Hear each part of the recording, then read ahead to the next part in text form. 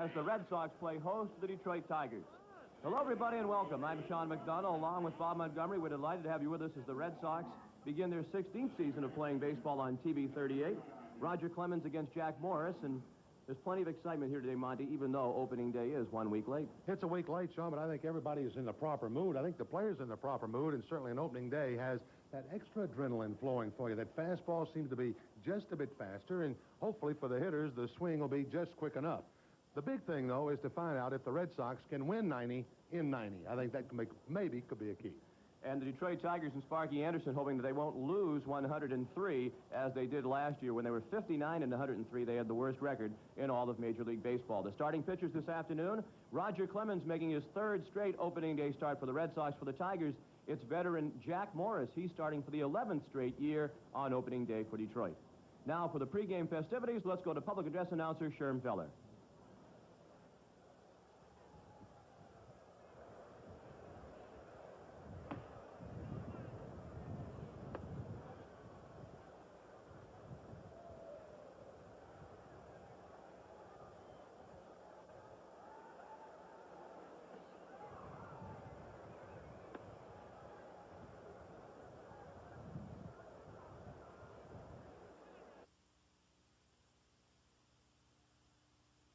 Good afternoon, ladies and gentlemen, boys and girls, and welcome to the home opener of the Boston Red Sox 90th American League season.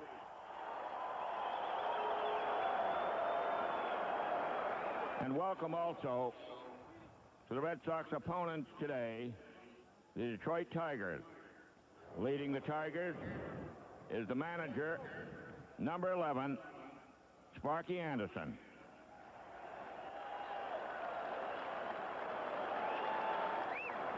And today's Tigers batting order, leading off with number 4, third baseman Tony Phillips. Number 3, the shortstop, Alan Trammell. Number 1, the second baseman, Lou Whitaker. Number 45, first baseman Cecil Fielder. Number 17, center fielder Lloyd Mosby. Number 33, the catcher, Matt Noakes. Number 32, the left fielder, Gary Ward. Number 34, right fielder, Chet Lemon.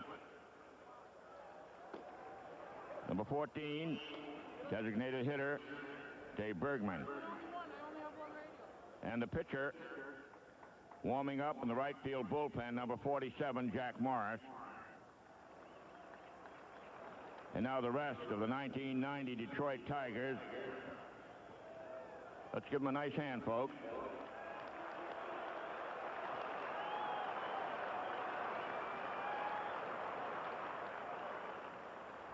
And now, ladies and gentlemen, the 1990 Boston Red Sox.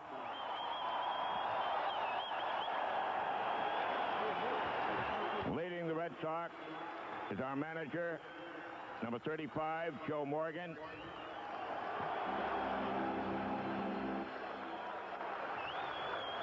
Today's Red Sox batting order, leading off, third baseman Wade Boggs, number 26. Number 17, second baseman Marty Barrett. Number 39, the left fielder Mike Greenwell. Number 12, center fielder Ellis Burke. Number 24, the designated hitter Dwight Evans.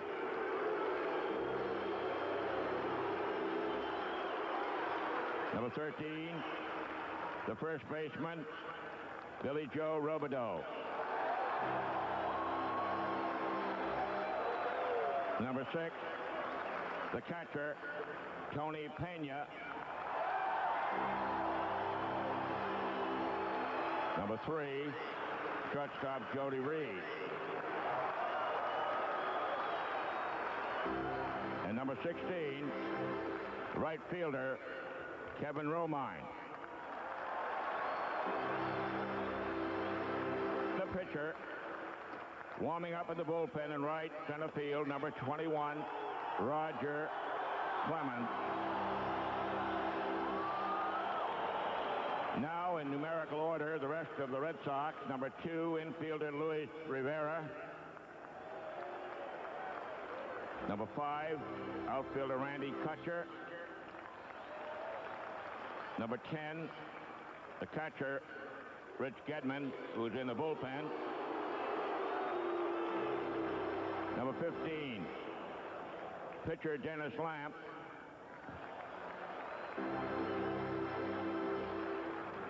Number 18, Carlos Quintana.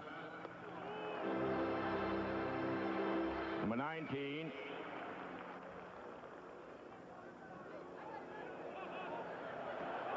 Dana Kicker.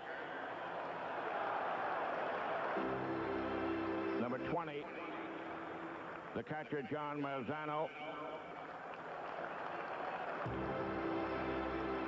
Number 22, infielder Bill Buckner.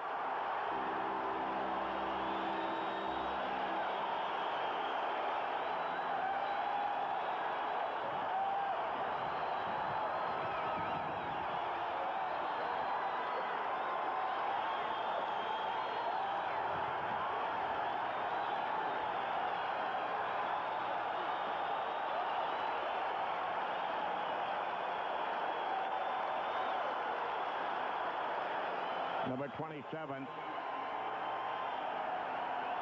pitcher Greg Harris. Number 29, Danny Heap. And now the coaches. Number 32, Richie Hebner. Number 33, Dick Berardino. The pitching coach, Bill Fisher, is in the bullpen. Rack Slider. And number 37, Coach Al Bumbry. The pitchers, John Dobson, number 40. Number 41, pitcher Jeff Reardon. Number 44, pitcher Wes Gardner. Number 47, pitcher Rob Murphy. Pitcher 48, Lee Smith. Number 52, pitcher Mike Boddicker.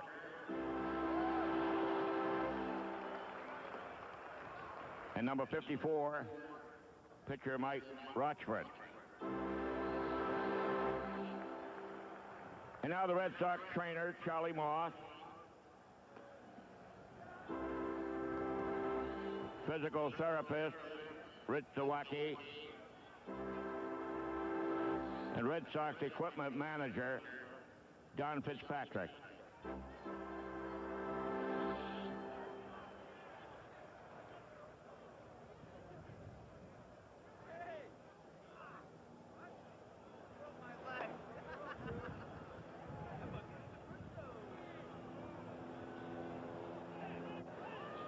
Ladies and gentlemen, will you please rise as we honor America with the national anthem, sung by J. Mark McVeigh, who is starring as Jean Valjean in Les Miserables at the Schubert Theater. Oh, say, can you see by the dawn's early light what so proudly we hailed at the twilight's last gleaming? broad stripes and bright stars through the perilous fight. O'er the ramparts we watched were so gallantly streaming, and the rockets' red glare, the bombs bursting in air, gave proof through the night that our flag was still there. Oh, say does that star-spangled banner yet wave for the land of the free and the home of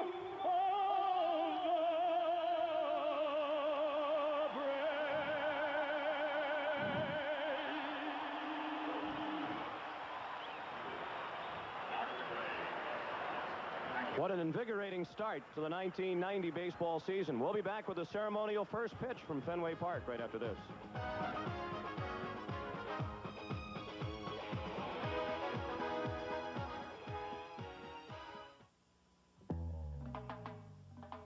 We're looking.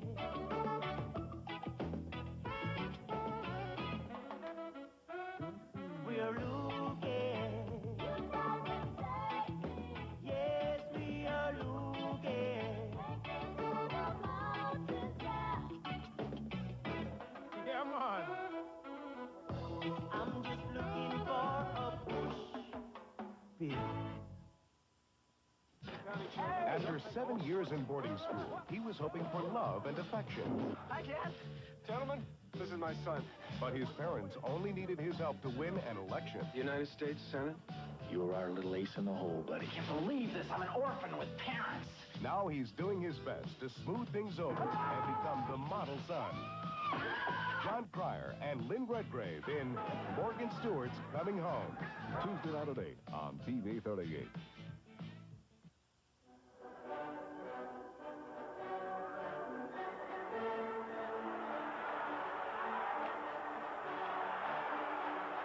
This could be the year. The Bruins break through. The Boston Bruins face off against the Hartford Whalers in Game 3 of the Adams Division semifinals, Monday night at 7:30 on TV 38. The true story filmed on board the ship where it happened. Voyage of Terror, the Achille Lauro Affair, a movie loft event, coming to TV 38 Tuesday, May 1st. Mrs. Tony Giamatti, widow of former baseball commissioner Bart Giamatti, will throw out the first pitch of the 1990 championship season. We'll throw out today's first pitch.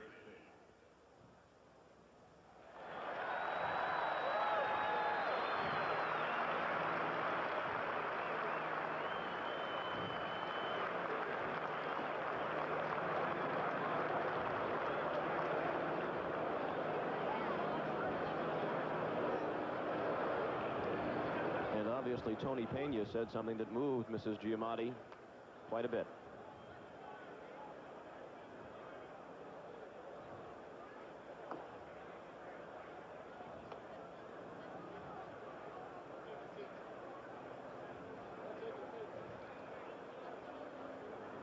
Now today's starting lineups brought to you by your New England Ford dealers, where quality dealers deliver low prices every day. For the Detroit Tigers, Tony Phillips leads off at third base. Alan Trammell is the shortstop. Lou Whitaker at second base. Cecil Fielder, back from Japan and now a member of the Tigers, at first base, batting cleanup. Newcomer Lloyd Mosby in center field, batting fifth. Matt Noakes is the catcher. Gary Ward in left field. Chet Lemon in right field. And Dave Bergman is the DH, batting ninth.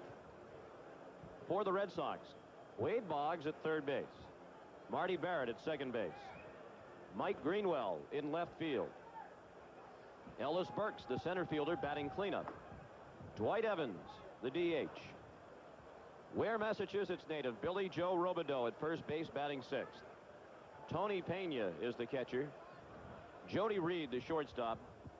And Kevin Romine in right field, batting ninth.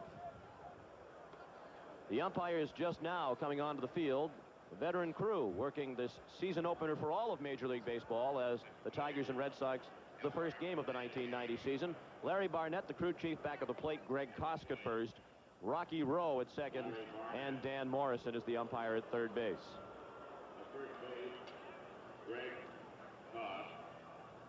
And there are those gentlemen. Barnett on the left. He'll have the plate for Roger Clemens and Jack Morris this afternoon. Red Sox trying to snap a 4-game losing streak on opening day as they take on the Detroit Tigers. 2 years ago, it was Sparky Anderson's Tigers that sent the Red Sox down to the feet on opening day on a home run by Alan Trammell. The Red Sox have lost their last 4 openers. Last year, of course, the Red Sox were in Baltimore and they lost 5-4 in 11 innings. Bob Stanley was the losing pitcher in that ball game. And as we mentioned, in '88, they lost to Detroit 5-3 in 10 innings when Lee Smith allowed a 2-run homer in the 10th to Alan Trammell. Sparky Anderson and Rack Slider exchanging the lineup cards. Sparky said he was not put on this earth to lose 103 games, and he expects that there's no way the Tigers will again lose 103 ball games, but they have Jack Morris healthy. A couple of other folks who weren't healthy last year, they hope are healthy, but it doesn't seem as though they've made enough significant changes to improve very much, maybe a little. I don't think they have, Sean. They have lost a very good defensive player in Gary Pettis. They have added some thump with Fielder's bat at first base. They like him. They like him quite a bit. And Sparky says he's not going to play switch him around defensive moves with Fielder. He likes them that much, so he wants his bat in the ball game late in innings to possibly give him some of that punch. Sparky Anderson been exchanging lineup cards in the major league since 1970 when he first took over as a 35-year-old manager for the Cincinnati Reds. As some of you might have read, this is a look from our new camera position. Actually, our original camera position, and the camera behind home plate has returned to a much lower position than it occupied last year. Last season, it was up here in the clouds with us in the press box. Now it has returned to the level of the former press box down below the 600 club.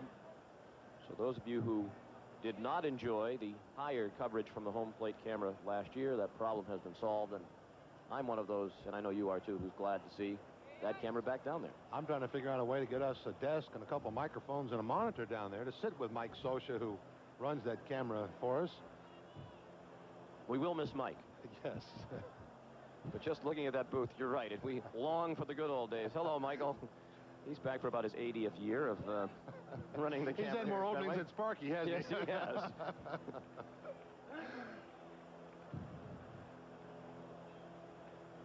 And we also, as we look at the field, should tip our cap to Joe Mooney and his ground crew.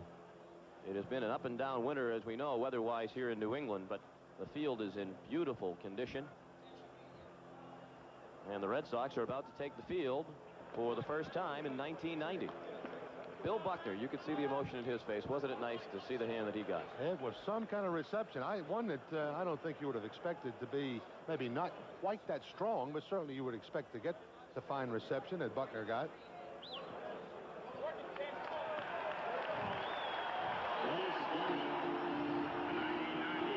Boston Red Sox.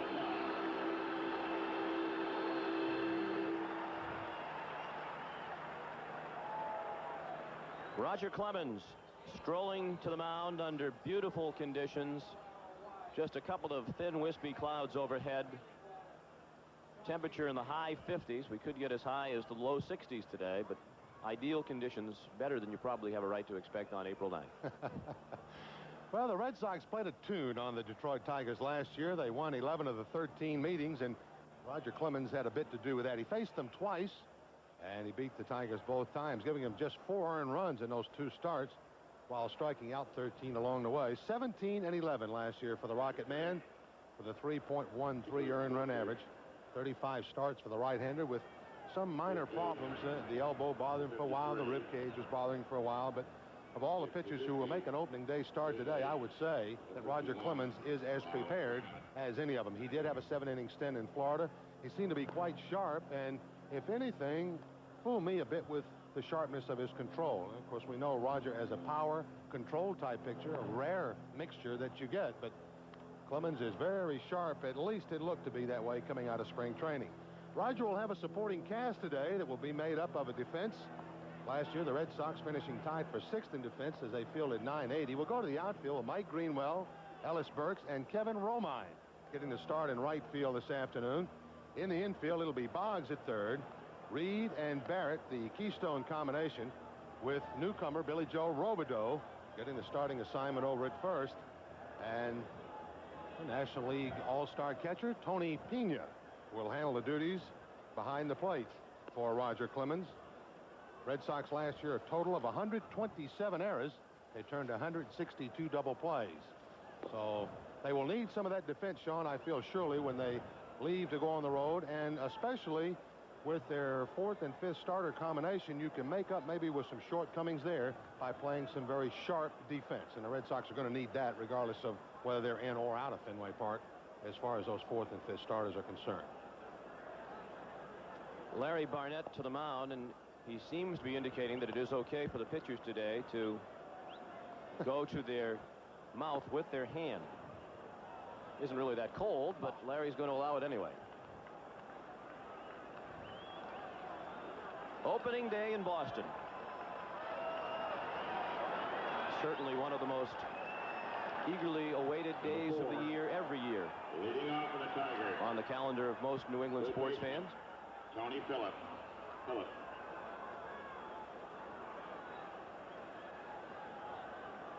Tony Phillips will lead off for Detroit in his first regular season at bat for the Tigers. He's the third baseman. Trammell and Whitaker will also hit in the first. And the 90 season is underway with strike one over to Phillips.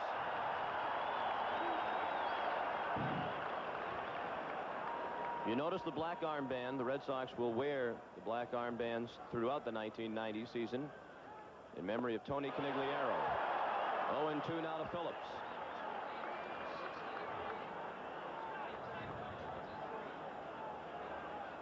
.60 degrees at game time. And the 1990 baseball season officially begins at 1:23.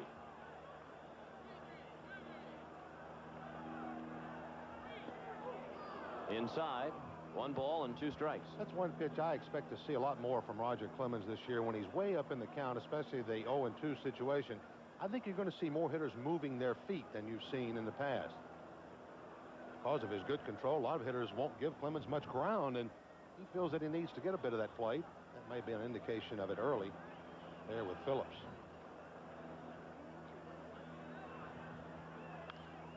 Popped up in foul ground off third. 1 out. Just a slight breeze as the ball game begins, and what breeze there is blowing out at the moment toward left center field. The shortstop, Trammell.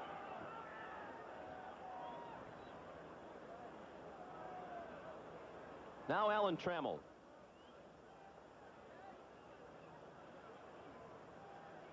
Trying to bounce back after a variety of injuries have limited his action over the last couple of seasons. Last year he appeared in just 121 games, which was a career low for a full season.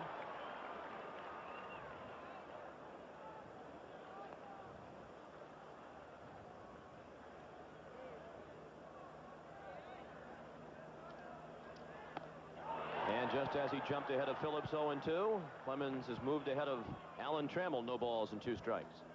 So I got the nickname Rocket there because that's what that pitch was, just a rare back and let it fly. I'd have to say that may have been about 92, maybe 93 mile per hour fastball. Just outside.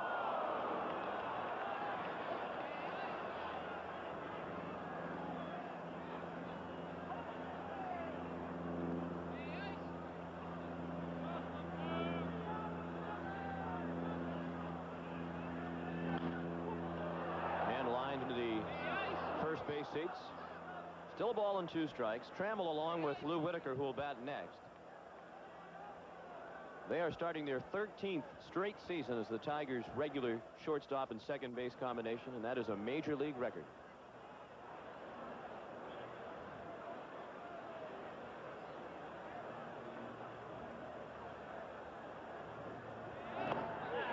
That pitch just missed. Clemens upset at the lack of a strike call.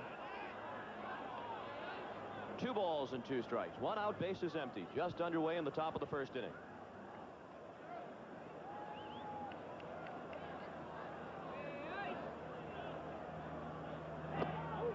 And that pitch is low. Trammell has worked back from an 0-2 count to a full count. Not only have they spent 13 seasons together now as the double play combination for the Tigers, but they have maintained numerous similarities, despite the fact that both Trammell and Whitaker have been bothered by injuries during their careers. 3-2 pitch. Looped into center field. Ellis Burks is there. 2 outs.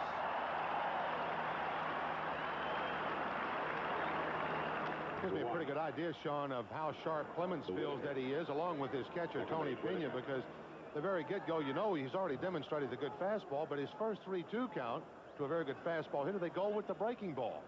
All you want to do with this breaking ball, not make a terrific breaking ball pitch with it, is get it in the strike zone, because the hitter automatically is defensive once that ball starts to break on it. Gets the job done. Now the other half of that wonderful double play combination for the Tigers over the last 13 years. Lou Whitaker looks at a strike. Pena may not have had time to break in a new mitt during spring training because it was short. He'll complete the task of breaking it in his first inning, maybe. On the ground, Marty Barrett with his first chance of the season. And the Tigers go in order in the top of the first. After half an inning at Fenway Park, it's the Tigers nothing, and the Red Sox are coming up.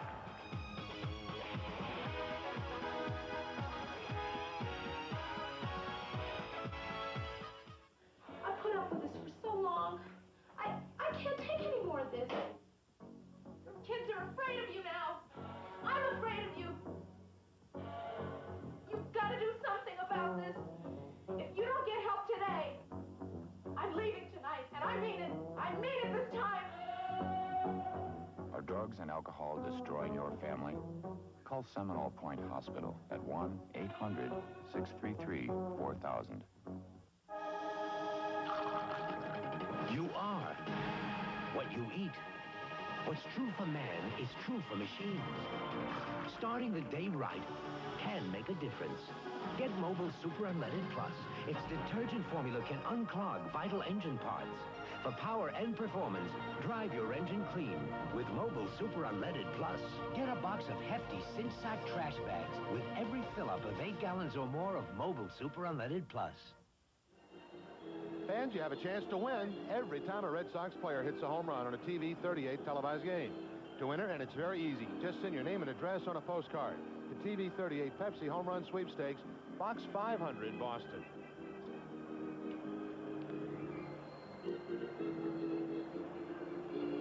Defensively, the Detroit Tigers this afternoon have Chet Lemon in right field.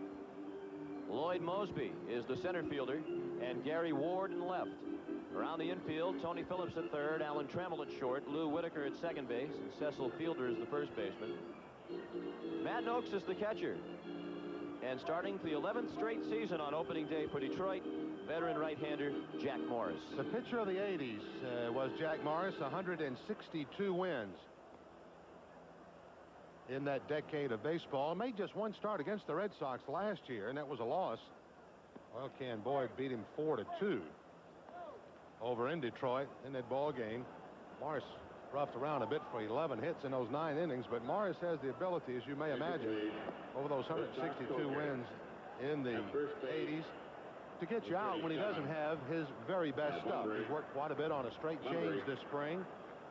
If anything, I think he would probably suffer more from a lack of control now at this point in his career than, let's say, a Roger Clemens was today. One time, Jack Morris could really just stand back and fire. Although he still has a very good fastball, he would require a bit more sharpness with most of his pitches. Jack, last year, won 6 and lost 14 in a very, very down year for him. He was injured, had some arm problems, some elbow problems, and a lot of people, baseball people, even people on his ball club and many other scouts, they feel that the split-finger fastball may have led to some of that tenderness in the arm, and maybe we won't see quite as many from Morris or a lot of other pitchers in the 90s as we saw in the 80s. They seem to be a change to more of a straight change-up to use as an off-speed pitch as opposed to the split-finger fastball.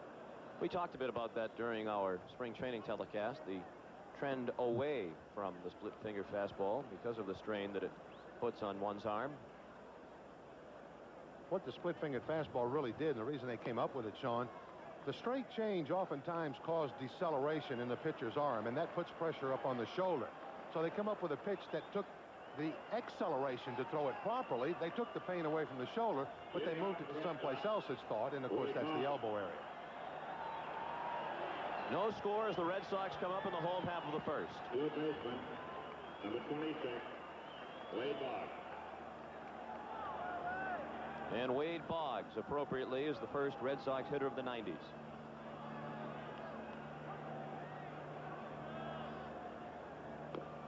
Morris snips the outside corner, strike one. Wade Boggs enters this season needing just 3 hits for 1,600 in his career. Looks at a ball high. 1 ball and 1 strike.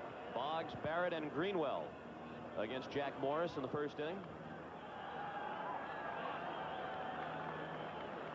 Morris was on the disabled list for exactly 2 months last year, May 24th, July 24th. And Boggs begins the season with a base hit to right field.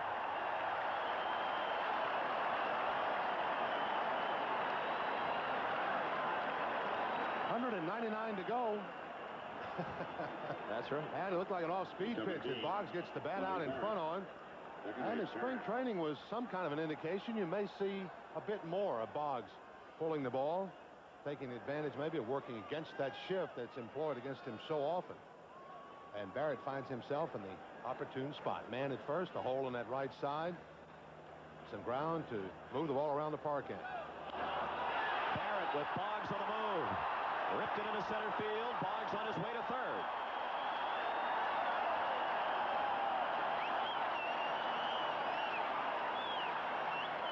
Joe Morgan trying to make things happen right away. Had Boggs running with the first pitch to Barrett. And the Red Sox have runners at the corners with nobody out in the first. Hard to say if Barrett puts this on so many times himself, but whatever it is, it's a fine play at this point in the ball game. You want to put a club on defense quickly. If you can get those people at scoring position, first and third, nobody out, Boggs will quickly check on the ball, pick it up, and he's headed to third easily. And now Greenwell has the hole to work on the right side.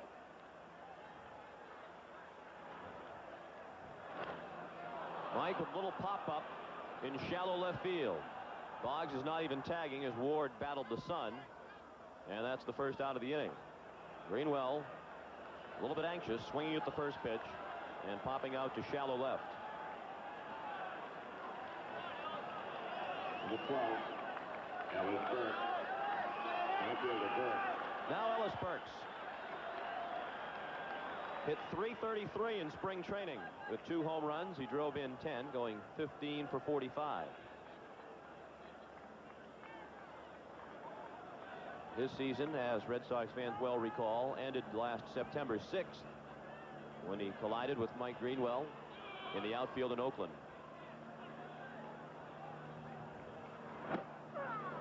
Strike one. That shoulder certainly did not seem to be bothering Ellis Burks during spring training. I looked at it more for his throwing than anything else, and the arm seemed to be just about right up to standards with him. Pitch bounced well out in front of the plate, blocked nicely by Noakes. Put a star by his name, Sean. That's one of the toughest of all pitches for the catcher to block because it hits so far in front of you, it's hard to determine exactly what that ball is going to do. It's like the split-fingered fastball, or maybe a hard slider from Morris there, more so on the turn of the wrist. But see Noakes quickly get himself out and nice and square, prevent that ball from getting by. Boggs the runner at third. Barrett at first. 1 out, bottom of the first, no score. Check swing and a ball just a bit low and outside. 2 balls and 1 strike.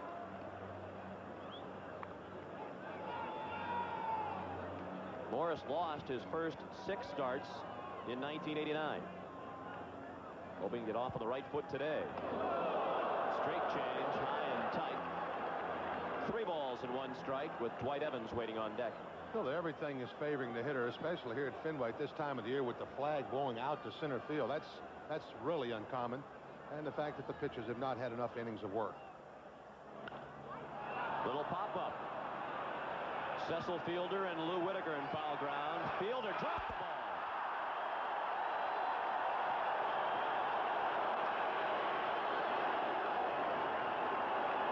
And the Red Sox catch the first big break of the 1990 season. Plenty of room, plenty of time. No reason for Fielder to mishandle this one. He just simply has the ball go off the top of his glove. Couldn't squeeze it, and check that there's only one hand up in the area of that glove. Isn't that something? Al Morris has got to come back and really do something effective. This is a play like that can just, boy, I mean, that could take it out of you quickly. And Burks walks, looking at ball 4 low. So instead of runners at the corners and 2 outs, the bases are loaded with 1 out. Sparky Anderson saw a lot of that kind of baseball last year as his team went 59 and 103. Well, they were 10th in defense last year, too, Sean. They made 130 errors. That's way, way down the list for them. Sparky Anderson had that problem about 5 years ago with a really bad defensive ball club, and they seemed to fix that up and patch it up in spots. But right here today, they start off with a very, what could be a very costly error. And here we are again at Joe Morgan's bases loaded situation, and the Red Sox in their strong inning scoring last year. Dwight Evans. In his 18th season in the major leagues. 1-0 the count.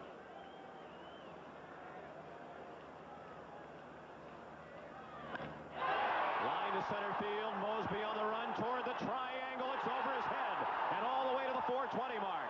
Boggs is in. Barrett's right behind. Burks is being waved in. The relay throw to the plate is not in time.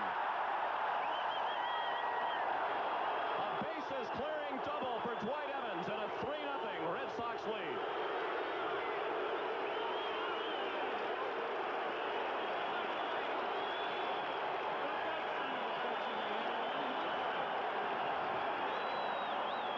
How's your back, Evans? Pretty good. Welcome back to Fenway. A rocket hit by Evans, and Mosby just simply does not have time to get back on this ball. He's tracking it, long gone over him, and here come the racehorses around the sacks for Boston. Boggs only had 90 feet to go. Barrett just a little more than that, and then Burks, the speedster. Billy Joe Robideau swinging at the first pitch. Fly ball to center. Mosby with the catch, and Evans will remain at second. So Billy Joe swinging at his first pitch as a member of the Red Sox, and he's out on a fly ball to center. 2 outs, Evans at second. 3-0 Boston. The relay handled nicely by the Tigers once they got their grips on it. Throw up the line. Noakes trying to hold his ground, maybe to prevent Burks or force him to slide away from the plate. Nothing doing. Jack Morris right there where he should be to back it up, and Evans will have to hold with the double, but 3 big RBIs. And the 7th hitter of the inning is Tony Pena. First pitch to Tony as a member of the Red Sox, a strike. Well, that time it took Evans 2 pitches against Jack Morris to start the season to make his mark. Of course, it was in 1986 on April 7th that Dwight Evans became the first major league player to ever hit the first pitch of the first game of the season for a home run. April 7th, 1986 at Tiger Stadium against Jack Morris. The error proves costly. 3 runs on 3 hits and 1 Tiger error. Pena, bouncer in the hole. Long throw for Trammell, and he got him. But in the first, the Red Sox sent 7 men to the plate and scored 3 runs on 3 hits, plus the 1 big Detroit error by Cecil Fielder. After 1, 3-0 Boston.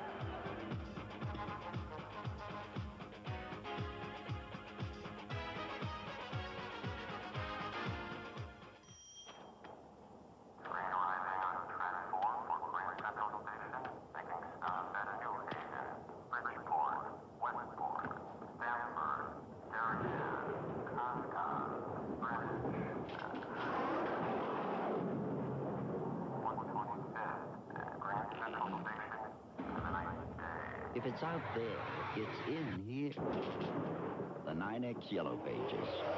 Why would anyone need another? Only One Gasoline is the best-selling premium unleaded gasoline in America. Only One Gasoline has been America's best-selling premium unleaded for 5 straight years. It's the only premium gasoline with the performance of Shell's unique additive package. That gasoline is SU-2000 Super Unleaded.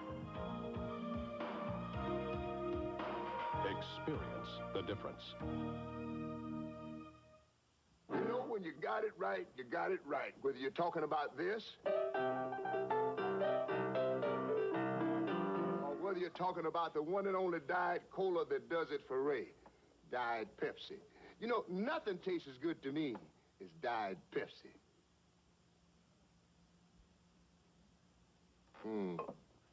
All right, now, who is the wise guy? Diet Pepsi with 100% NutraSweet. Now, that's the right one, baby.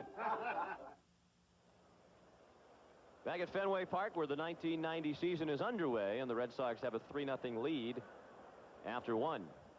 There's been a lot of conversation the last couple of weeks about Don Mattingly and his contract. He says if he doesn't get it done by the time the Yankee season begins, he might take a walk into free agency at the end of the season. But today, the New York Daily News reports that he's very close to signing a 5-year, $19 million contract that would make him the highest paid player in baseball history. It will not include a no-trade clause. Is that a one-upsmanship over Will Clark now? Yes, I believe that's what that is. That's quite a bit more than one-upsmanship, isn't it?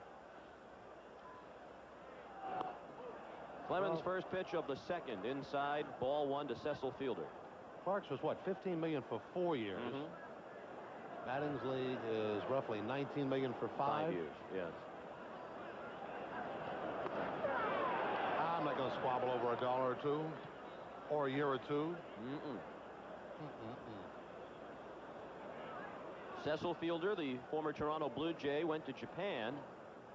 Had a big year last year in Japan. Signed as a free agent by the Tigers. Hit 38 home runs, did Fielder last year in Japan.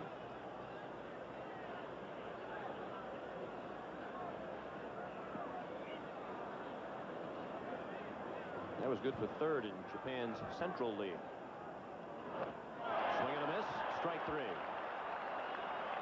1 out of the second. That's the first of many strikeouts to come this season for Roger Clemens.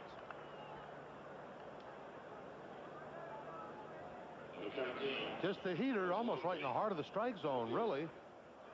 That's the pitch there that most hitters, you can hit it up, but you have to attack it because it is in the strike zone. You yelling to yourself, don't swing at that high one from Clemens, but that's about the limit there. Lloyd Mosby, another Tiger newcomer, checked his swing and took a ball high.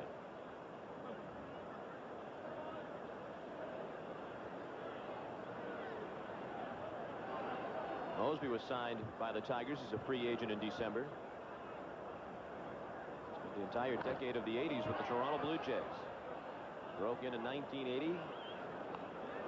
Went right through last year with the Blue Jays. His numbers have been dropping significantly over the last couple of seasons. He had 239 in 1988, 221 for the Blue Jays last year.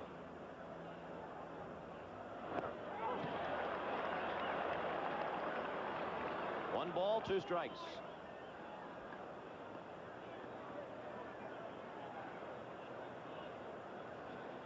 Mosby finished his Toronto career as the Blue Jays' all-time leader in games played, at-bats, runs scored, hits, doubles, triples, total bases, stolen bases, and walks.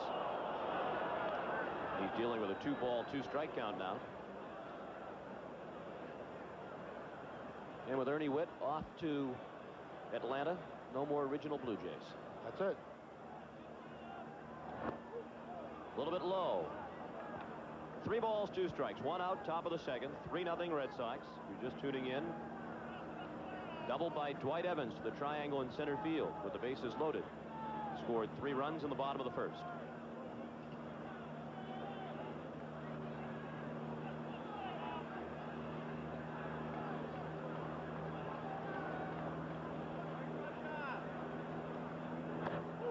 Ball 4.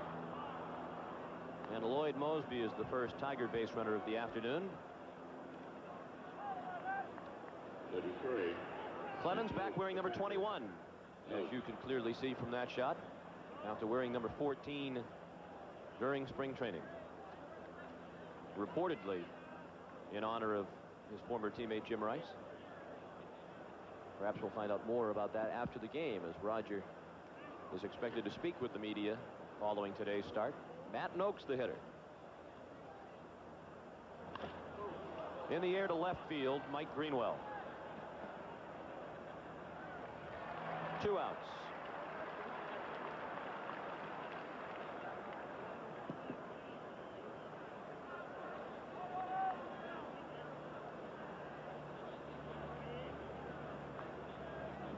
And that'll bring to the plate Gary Ward.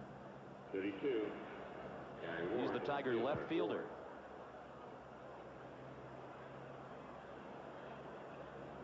He was released within the first 2 weeks of the season last year by the New York Yankees.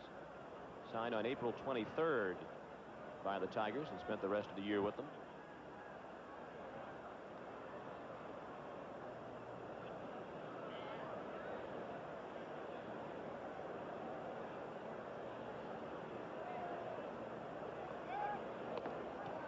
Mosby's back safely.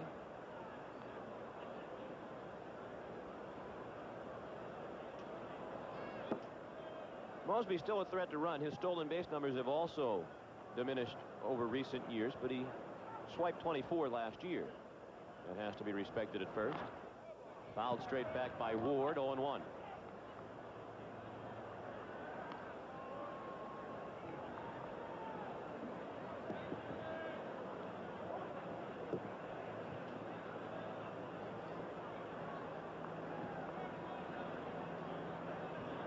Ward hit .251 in 105 games with the Tigers last year. Uh-oh. Almost getting a bit too fancy was Mosby there. Roger almost caught him with that one more step towards second. That little stagger, that little stutter step in there. Whoa, wait.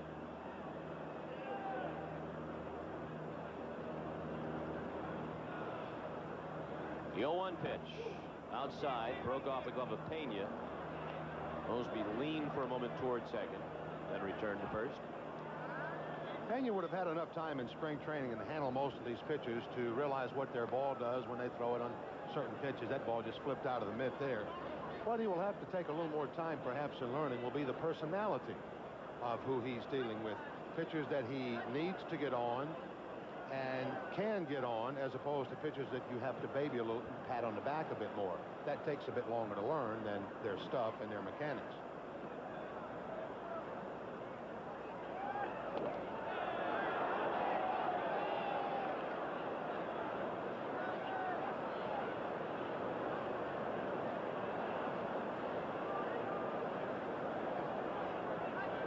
One ball, one strike. The count to Gary Ward. Mosby at first with 2 outs in the second. The Red Sox have a 3-0 lead. On the inside corner, strike 2.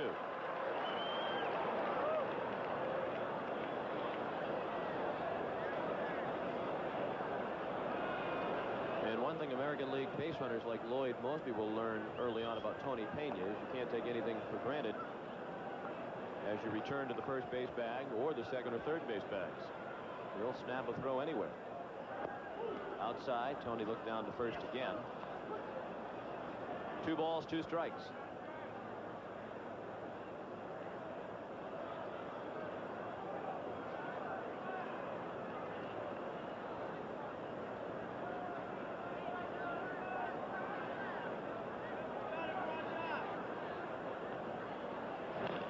Off the end of the bat. In the National League, the Mets and Pittsburgh Pirates are underway. And in the bottom of the first inning, Howard Johnson hit his first home run of the season. Mets lead 1-0. Doug Drabeck, the starting pitcher for Pittsburgh. Dwight Gooden for the Mets.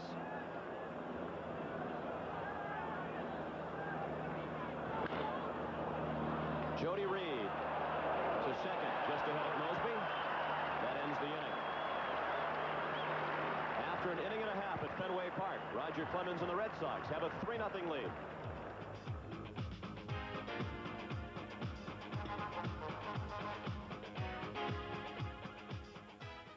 For great personal service and low everyday prices, check the lineup at your neighborhood True Value hardware store, where you can choose this green thumb shovel or bow rake as the April True Value of the month. If you weren't born with a green thumb, now's the time to acquire one. This round point shovel and welded steel rake are made to last and last.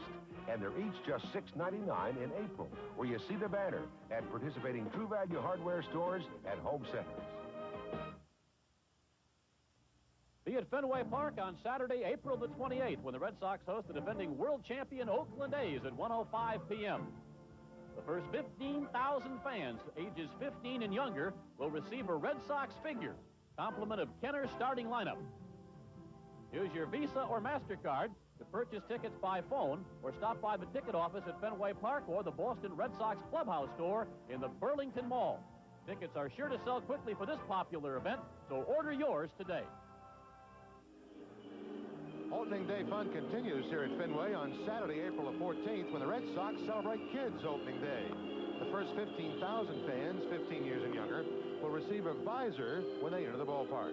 And as a special treat, Bugs Bunny and his friends will perform before the game. Call 617-267-1700 to charge tickets today.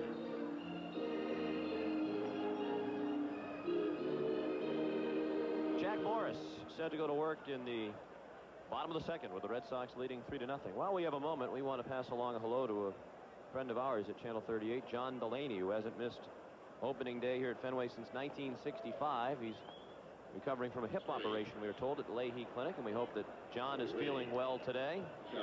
And also, Lee Smith asked us to pass along a happy birthday wish to his daughter, Nikita, watching via satellite. Strike into Jody Reed, coming off a terrific spring in which he hit .405 and drove in 4 runs. Jody had 15 hits and 37 spring training at bats. Young Nikita Diane Smith is 3 years old today, by the way. And perhaps to her surprise, maybe to the surprise of Lee Smith himself, he's still here with the Boston Red Sox as the trade rumors continue fast and furious. 1 ball and 2 strikes. Reed, then Romine in the top of the order. Boggs in the second. Only one of the 3 runs yielded by Morris in the first was an earned run.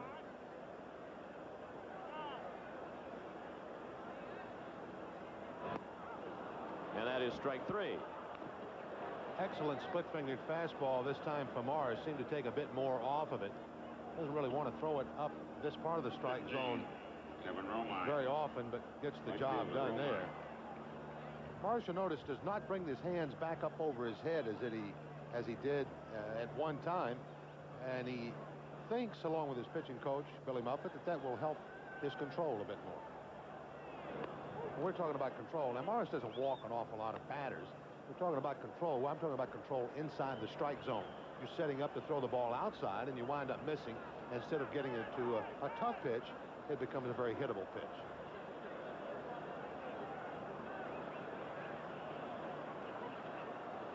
Kevin Romine led the Red Sox in the spring in runs driven in with 12.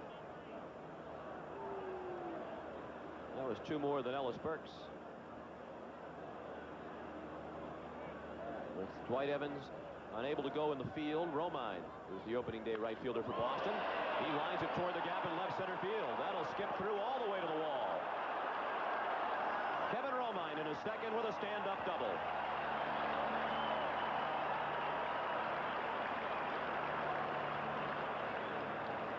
Red Sox led the world the last 2 years in doubles in the American League, and they're off and running at it again here in 1990. This is their second of the game. Of course, Evans cleared the bases, and Kevin Romine, who had a big part of the turnaround of the Red Sox when Morgan took over, played a bit part there, got some strong base hits, checks in with his first hit of the 90 season. Morris misses with ball 1 to Boggs. Wade singled through the hole on the right side of the infield his first time up and scored the first of the 3 runs on the bases loaded double that cleared the bases by Dwight Evans. 3-0 Red Sox. Were in the second. A strike on the outside part of the plate. 1 ball, 1 strike.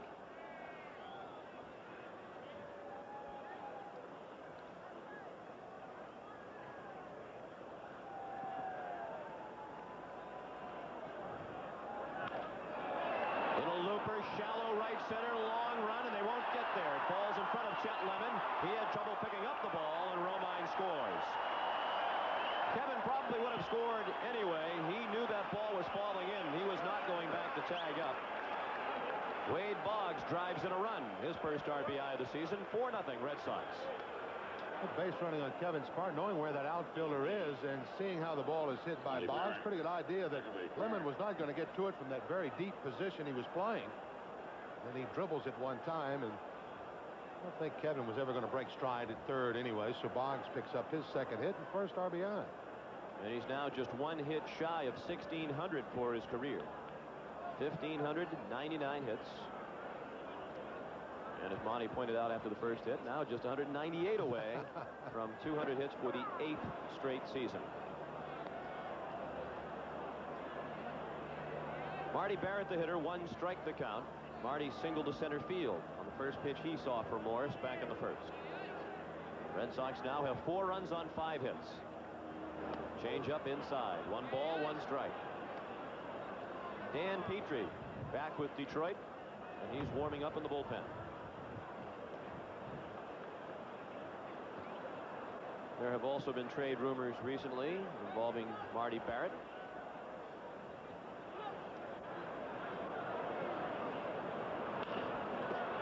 He chops it slowly to short, and they get Boggs. That's the only play the Tigers can make. Barrett safe on a fielder's choice, and Boggs erased 6-4 for the second out of the inning. By the way, Marty Barrett's single in the first was hit number 900 of his career.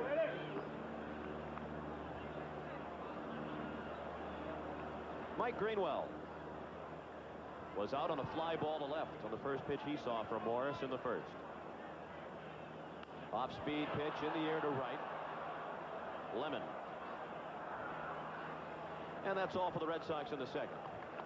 Boston has added a run on the double by Romine and the single by Boggs. And after 2, it's the Red Sox 4 and the Tigers nothing.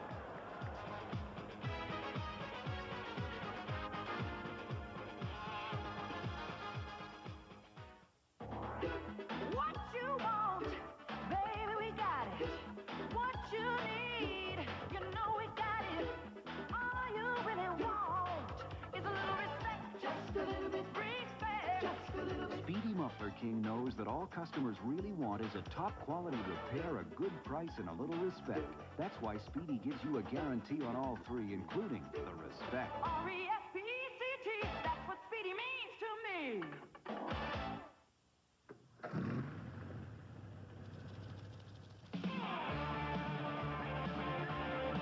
Moon goes up, sun goes down.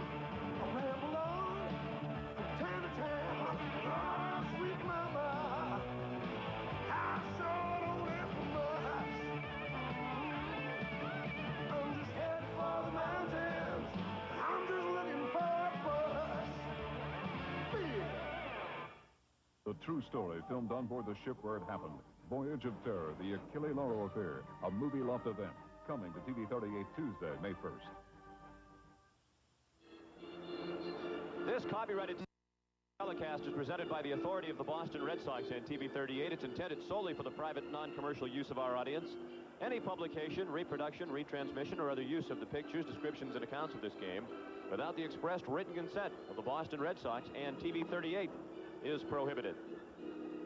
As we go to the 3rd inning, let's pause now for station identification along the TV 38 Red Sox network. This is WSBK, TV 38, Boston. Sean McDonough with Bob Montgomery, our producer-director Tom Tedisco. Delighted to have you with us on opening day. We'll have trivia questions for you throughout the season. Today's question, who was the last Tiger DH to have 100 runs batted in? in one season. We'll see the Tiger DH batting second this inning. Dave Bergman will hit after Chet Lemon, who's up there with a count of 1 ball and no strikes.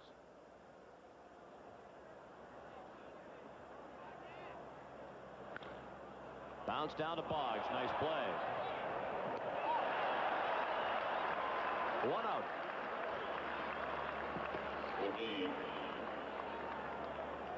Pretty good candidates for that DH job, but we don't know the answer up here as you watch Chet Lemon.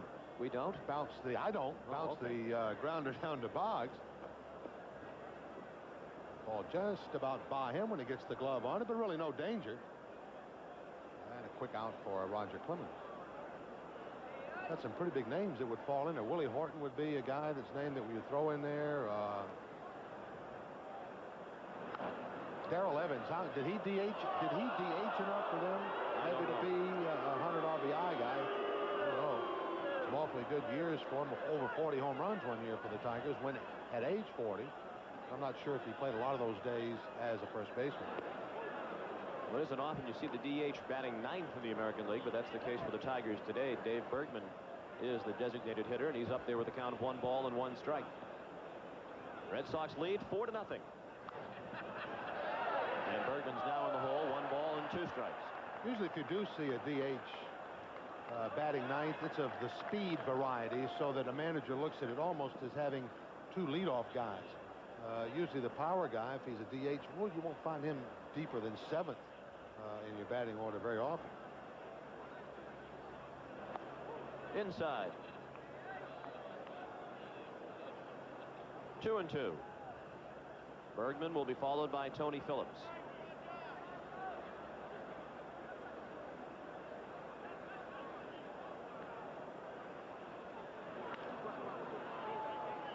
Marty Parrott went to both knees to make the play.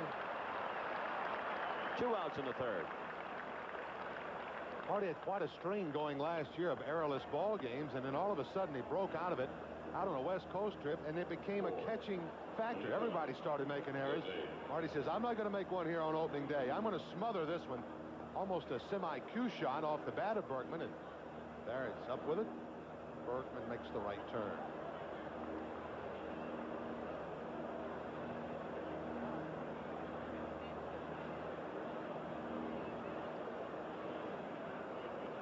Tony Phillips swings through the breaking ball. Phillips popped out to Wade Boggs in foul territory to open the 1990 season. Sparky Anderson says the thing that impressed him most about Tony Phillips in spring training was the attitude he brought with him every day to the ballpark.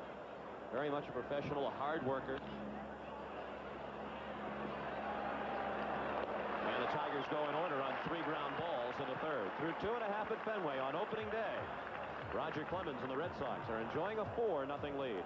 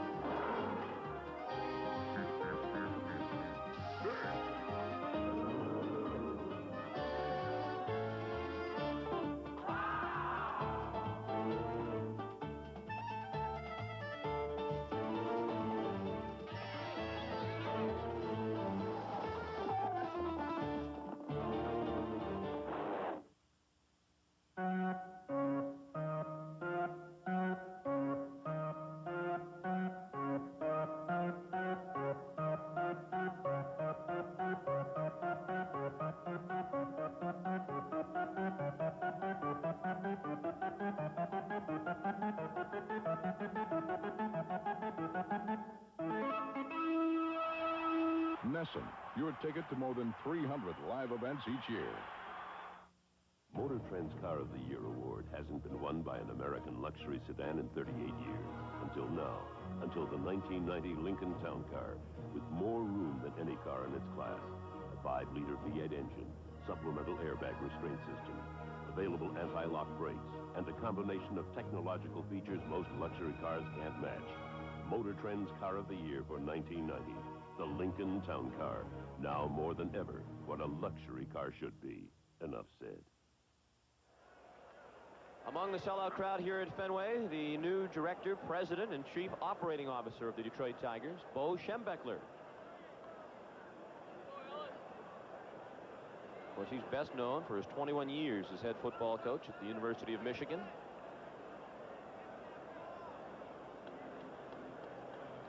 Now we remember vividly the pictures, particularly in this recent Rose Bowl, of Mr. Schembechler. Here's Ellis Burks with a fly ball to left. Drifting over Ward. He drifted a long way to his left to take it in. Burks now 0 for 1. He walked and scored ahead of the double by Evans after he was granted new life. Cecil Fielder dropped his pop-up and foul ground back in the first. But I wonder now if, when Mr. Schembechler gets upset about things happening for the Tigers, he doesn't have the headsets to slam down. Maybe it's that nice hat he was wearing that'll get slammed to the ground on occasion.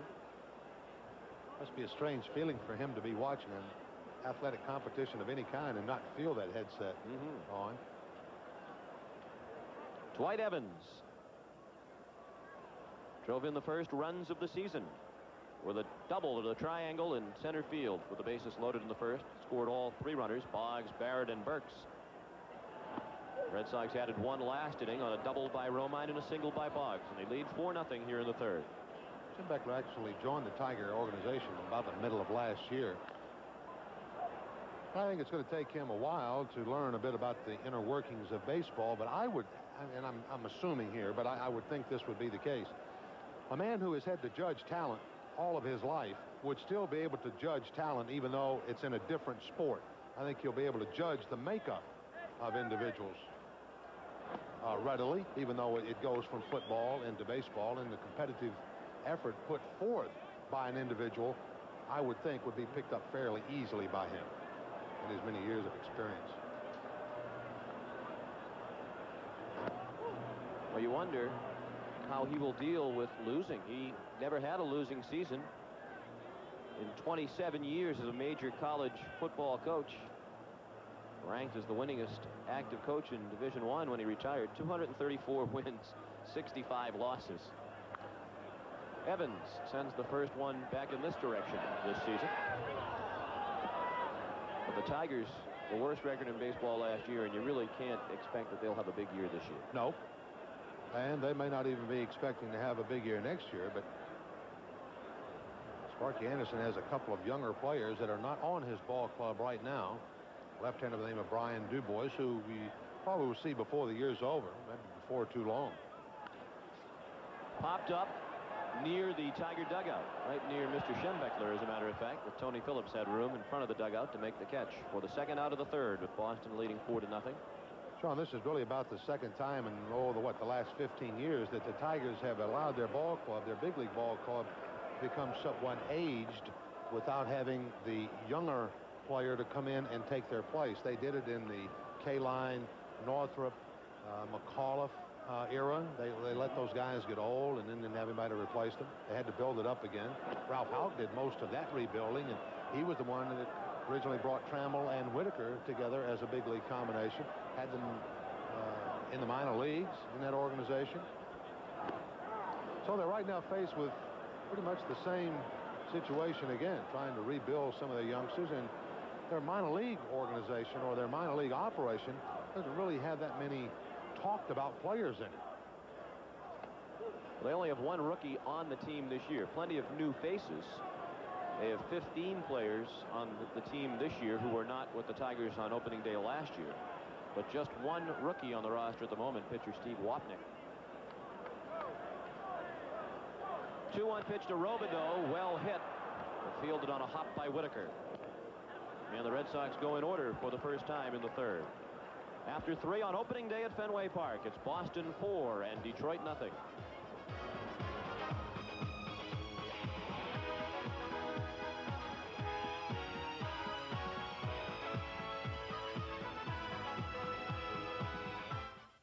A journey through the old country. Busch Gardens, Williamsburg, Virginia.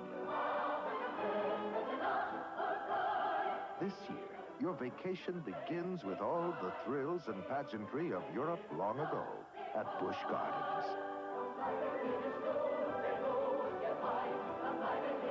Come visit the old country and more.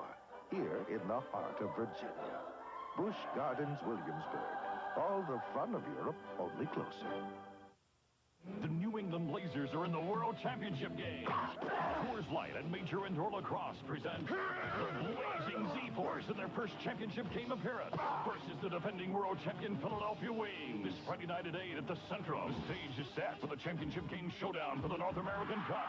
The Centrum will be rocking from the opening face-off to the Blazers' final goal. Don't miss the most exciting night in New England lacrosse history. Be a part of the home field advantage as Coors Light presents the New England Blazers versus the Philadelphia Wings. Baseball fans, this could be the year the Bruins go all the way. Stay tuned for Game 3 of the Adam Division semifinals. That's tonight at 7:30, right here on TV 38. Friends, the 1990 Red Sox yearbook is here. It's filled with great full-color photos and profiles on the ball club and has several interesting articles. You can order yours by sending $6 to Yearbook, Box 1616, Boston, 02130. The answer to the trivia question that we asked you an inning ago, the last Tiger DH to have 100 runs batted in a season. And I'm sure our guest knew the answer. Rusty Staub back in 1978. He drove in 121. We're looking at Roger Clemens as we go to the fourth. Roger has allowed just one base runner to this point. That was a walk back in the second to Lloyd Mosby. And it's indeed a pleasure to welcome the governor of the Commonwealth of Massachusetts, Michael Dukakis. John, how are you? Fine. How are you? I have a question you? of you. Where is my father-in-law?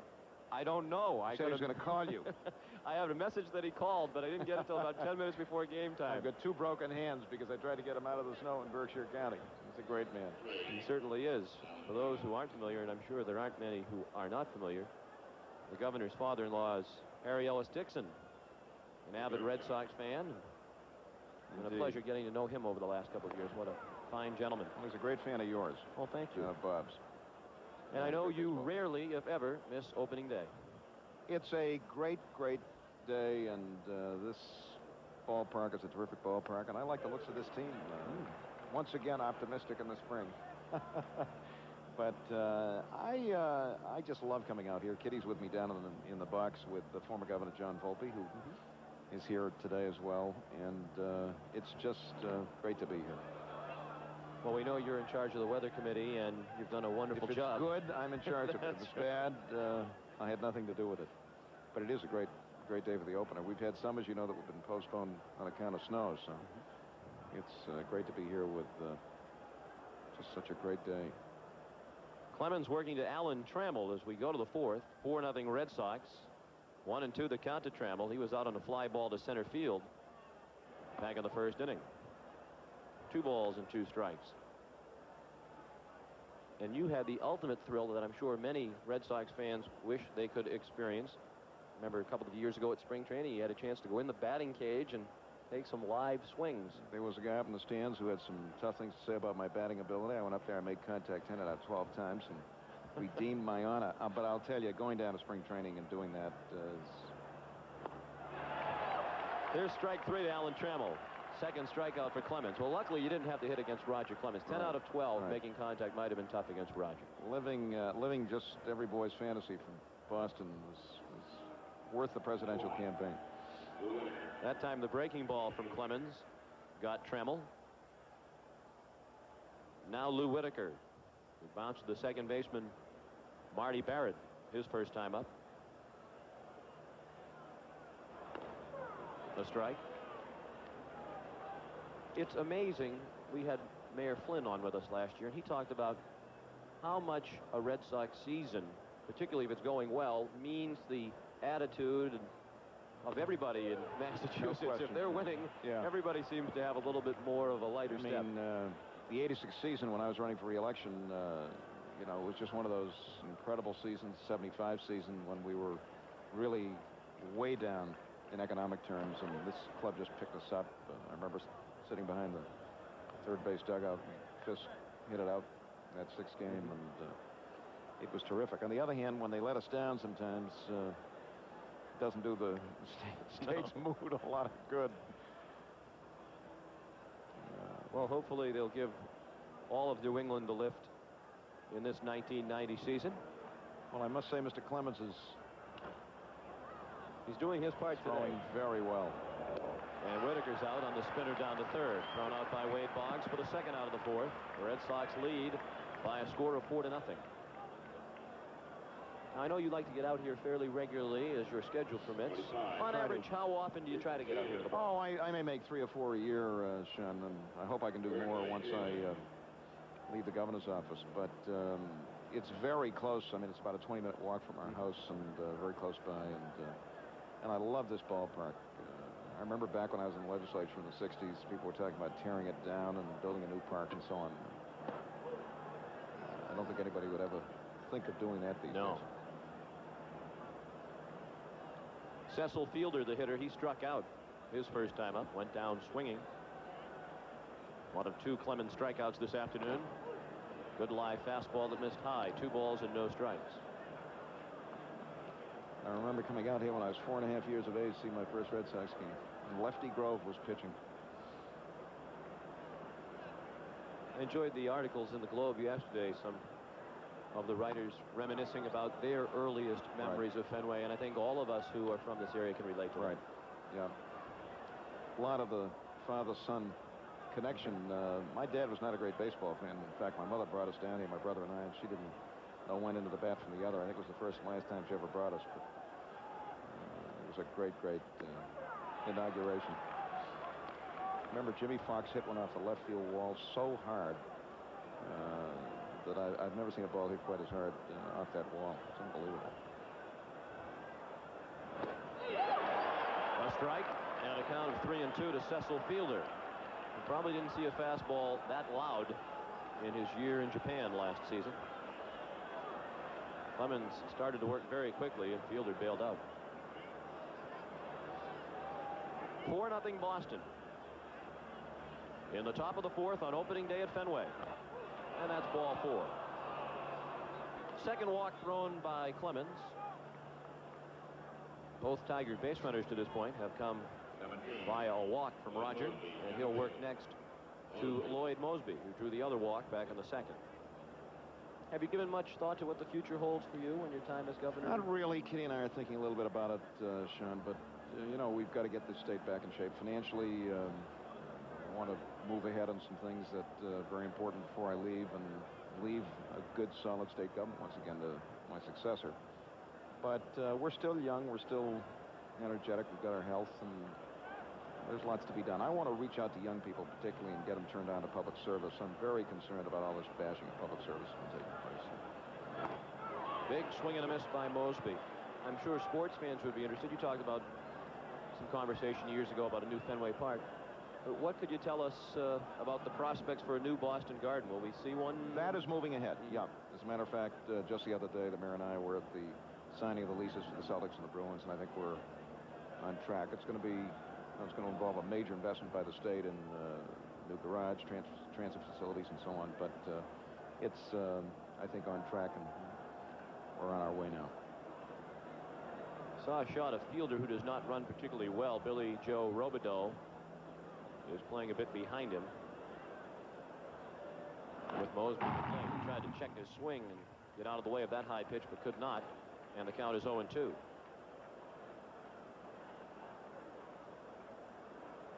Well, you once said that you and Joe Morgan, or John McNamara, I believe it was at the time, had the 2 toughest jobs in New England. I think being Red Sox manager is even tougher than being governor.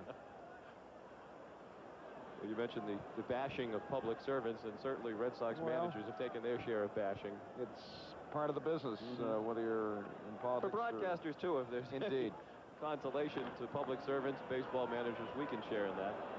Robideau to Clemens for the out on Mosby. Governor Dukakis, thank you for sharing your time with us. Great to be with you. Good luck. Good luck. Let's hope we all have a good season. Thank you. Great. Governor Michael Dukakis joining us in the 4th inning after 3.5. It's 4-0 Red Sox.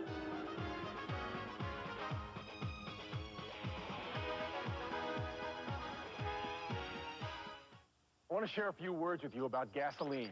Now, people generally figure they're all pretty much the same. Well, we at Texaco recently introduced a gasoline we think is pretty good.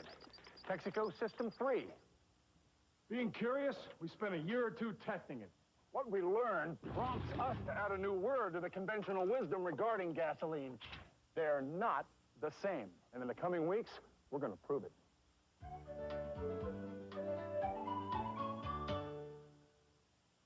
Braking power. The Ford Escort versus the Chevrolet Cavalier. Recent independent tests of braking ability show that from a speed of 60 miles per hour, the Ford Escort will brake to a complete stop in 138.3 feet. The Chevy Cavalier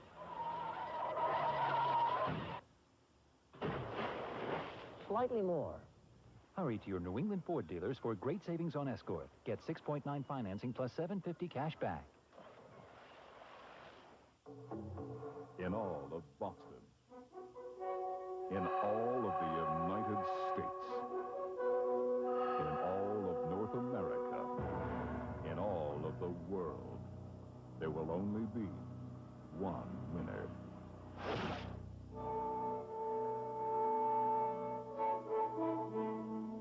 This could be the year.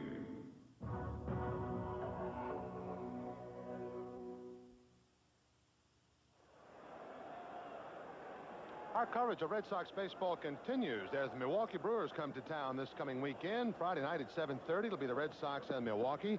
Then on Sunday afternoon at 1, and that game on Sunday, of course, followed as usual by Sox Talk.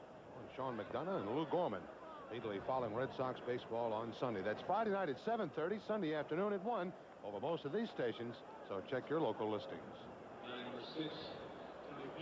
On to the bottom of the fourth. Jack Morris has retired 5 in a row as he faces Tony Pena. Boston with a 4-0 lead as the Red Sox hit. Bottom third of the order, and Tony Pena looked at ball one outside. Tony bounced to short in his first at-bat as a member of the Red Sox. Jody Reed and Kevin Romine will follow.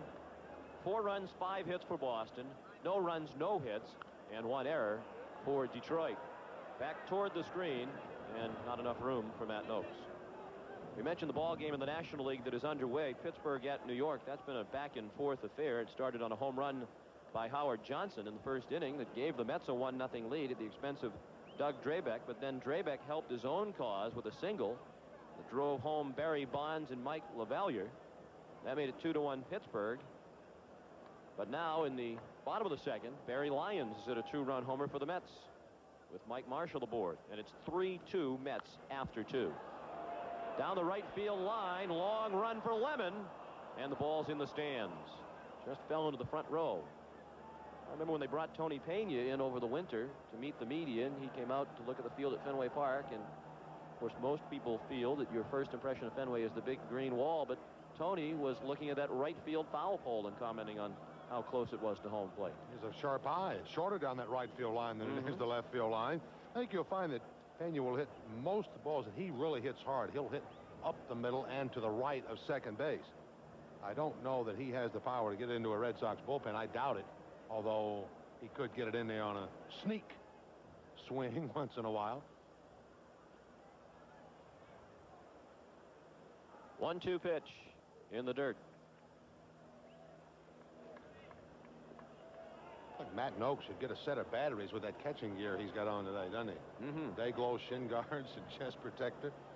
Boy, if a pitcher ever claims about not being able to pick up the target with that, he's in trouble. Check the prescription. Oh. Pena swung at a ball. Noakes will have to throw down to first for the putout. That's 2 strikeouts for Jack Morris. Pena the first out of the 4th inning with Boston ahead 4-0. Split-fingered fastball doing its job here. It's made to appear, give the hitter the appearance of the fastball. It's a pitch that rarely ever starts in the strike zone. As a matter of fact, it usually started down and then it sinks on toward the ground. Pena chases it. Morris got the K. Jody Reed in the air. Breeze trying to keep it in play, and it will. Gary Ward with the catch. Breeze now blowing out toward center and right center field.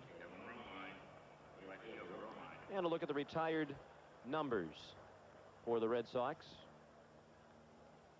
And out in the bleachers, a fan has added the number 14 in honor of Jim Rice.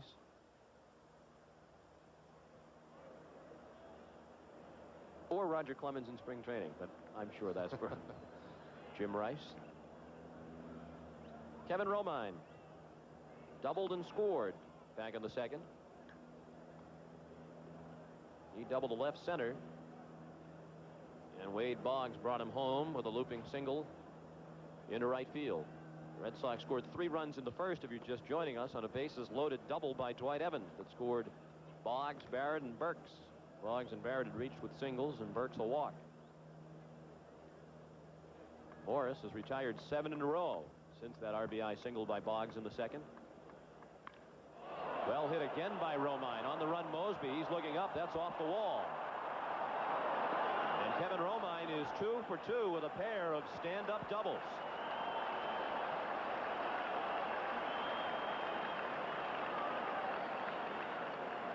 Red Sox, as I mentioned earlier, doubling people to death last year. 326 doubles, to be as a matter of fact. They're the only team in the American League to have more than 300, or as many as 300. And Kevin Romine picks up his second double of the ball game and the third for the Red Sox.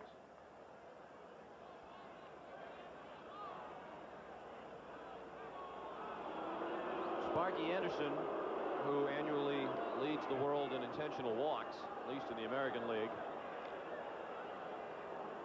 will pitch around Wade Boggs to get to Marty Barrett, playing the percentages of the right-hander against the right-handed hitter. And Sparky has long had the philosophy that he won't let the other team's biggest guns beat him.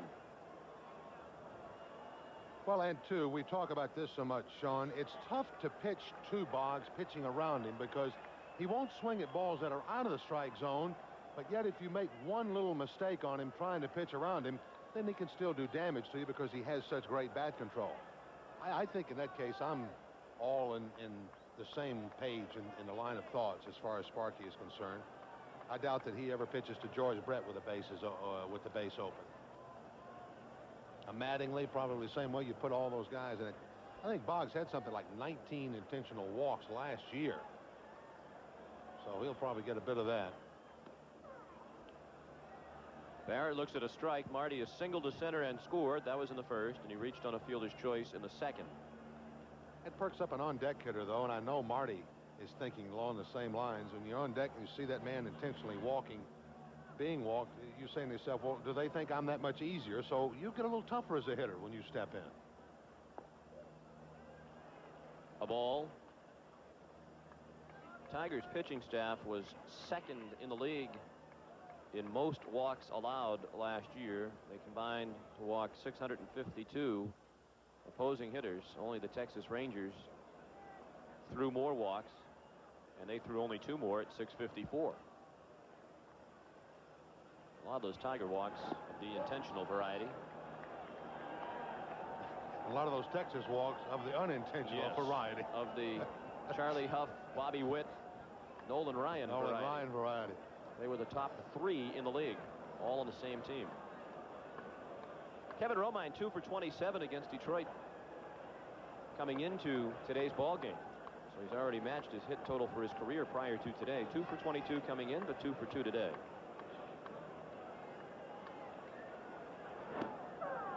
Strike. The count of 2 balls and 2 strikes.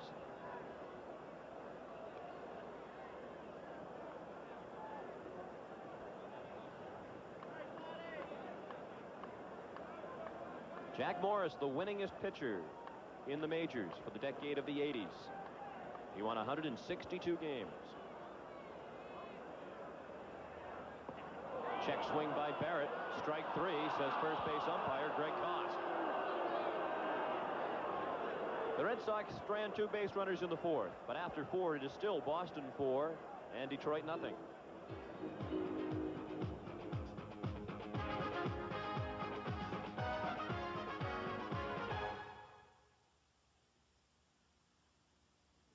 Uncle Lou, what do you think of that new Diet Pepsi? What, are you nuts? I love this new Diet Pepsi so much better than Diet Coke that I would rather you drop the bowling ball on my tongue than I don't have my Diet Pepsi. I'd rather have a rash that I can't reach. I'd rather my mother-in-law come back to life. Ooh, I would rather eat lint than not have my Diet Pepsi. You understand? Yeah, you love the new Diet Pepsi. What? Diet Pepsi with 100% NutraSweet, the right one.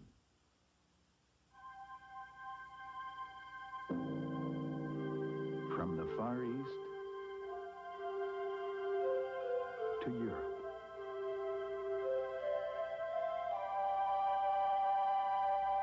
Across the Caribbean and throughout North America.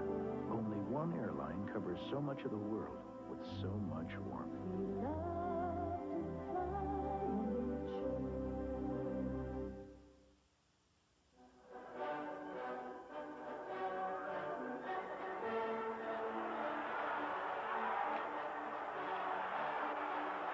This could be the year the Bruins break through. The Boston Bruins face off against the Hartford Whalers in Game 3 of the Adams Division semifinals, Monday night at 7:30 on TV 38.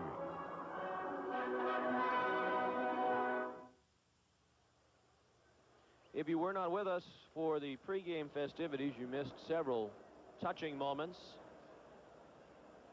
One of the most notable, if not the most notable of those moments, the reception Bill Buckner received when he was introduced. Back with the Red Sox, and here it is.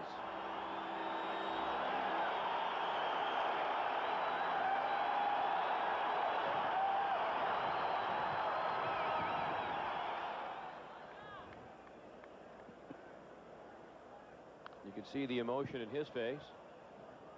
Bill Buckner, the active hit leader for Major League Baseball with 2,707 hits.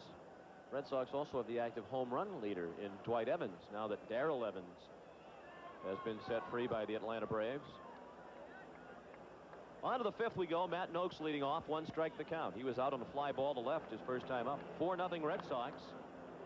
0-2 now the count to Noakes. He'll be followed by Ward and Lemon. Wasn't that a stirring rendition of the national anthem? Loved it. By Mr. McVeigh. Les Miserables. Absolutely beautiful. And then a touching scene with Mrs. Giamatti throwing out the first pitch of the season and hugging Tony Pena after an exchange of greetings between the two.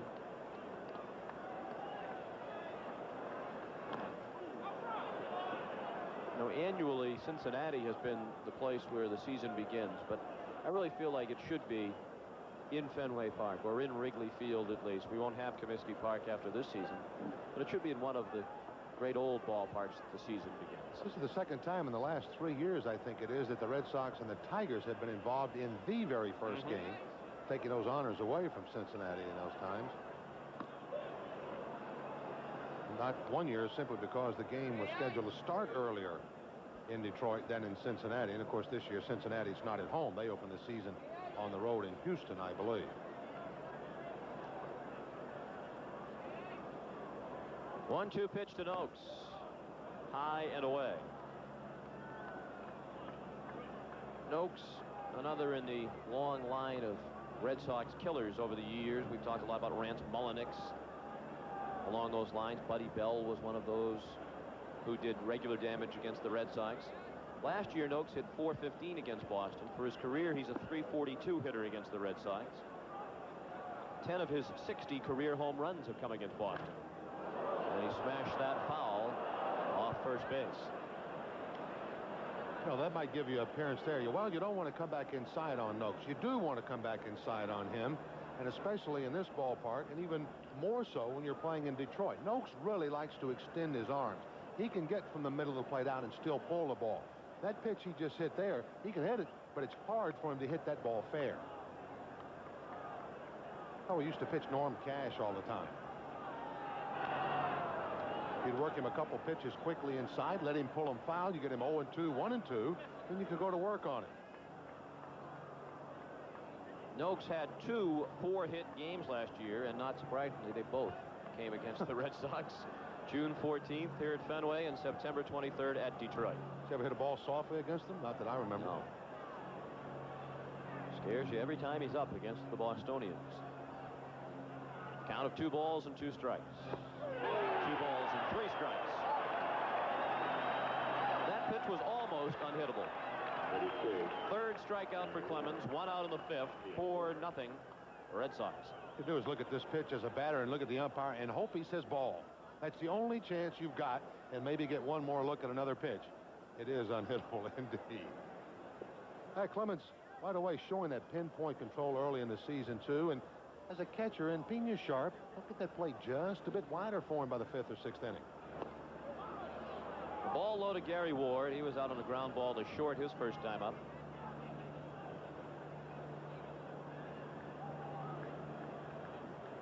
Ward, one of the 15 players who was not with the Tigers on opening day last year, who is on their opening day roster this year. Of course, he came shortly after the start of the season after being released by the Yankees. Jerry Don Gleaton, Urbano Lugo, Ed Nunez, Dan Petrie, Kevin Ritz, Steve Wapnick, Mark Salas, Cecil Fielder, John Paradis, Tony Phillips, Ed Romero, Ward himself, Tracy Jones, Lloyd Mosby, and Larry Sheets are all newcomers to the Tigers since opening day last year. When you only win 59 games, you have to do something, particularly when you don't have much talent in your minor league system. And that is a problem for Detroit. Ward tried to stop that swing but couldn't. 1 ball and 2 strikes. Tigers made some attractive offers to other free agents who didn't accept them. They tried very, very hard to get Ken Herbick, also Pete O'Brien, and they made a very generous offer to Mark Davis, who would not take it. Strike 3. Another virtually unhittable pitch. Matter of fact, Ward looked as though he thought the pitch was outside. Back-to-back strikeouts and 2 outs in the 5th. Number 4 for Clemens, and check the target of Pena now. See where he's set. Roger will just about throw the ball right in the glove. That's how you get those kind of calls. Pena had to raise the glove just a bit. Pena down in that familiar sitting position, and there it is. What a great view that gives the umpire. From the first angle, I think Ward might have had a beef. Pitch looked to be maybe a little bit off the outside of the plate, but as you point out, when the pitcher's in a groove and you get him, and you should that get him. Target, he is getting them. And I agree. I think umpires ought to call more strikes behind the plate. They're trying to speed up baseball games, and that would be one way to do it. Call more strikes on pitches close. When I say you should get him now, I'm talking as a catcher. If I was a hitter, I don't want that to be a strike, obviously. Well, you were also occasionally a hitter. Well, I guess that was a dilemma for you. How could you turn around and look at the umpire and say that was not and I didn't. A strike when you were a hitter? And I didn't. I would much rather have that pitch for my pitcher than I had for me as a hitter, because they didn't pay me to hit, believe me. They paid me a lot to catch.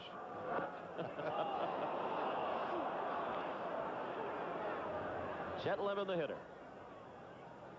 With 2 outs in the 5th, the Red Sox lead 4-0. They scored 3 times in the first on a bases-loaded double by Dwight Evans. Once in the second on a Romine double, and he was singled in by Boggs. Breaking ball. Lemon spun out of there as though he were totally confused. Or frustrated. He's already seen what's happened to the 2 batters in front of it, and all of a sudden you start getting some of these nasty pitches being made by a pitcher who, well, so far this afternoon has been unhittable. Clemens trying to strike out the side. Hit sharply. Jody Reed knocks it down, and Robideau can't dig it out of the dirt. Jody had time to make a good strong throw and get Chet Lemon,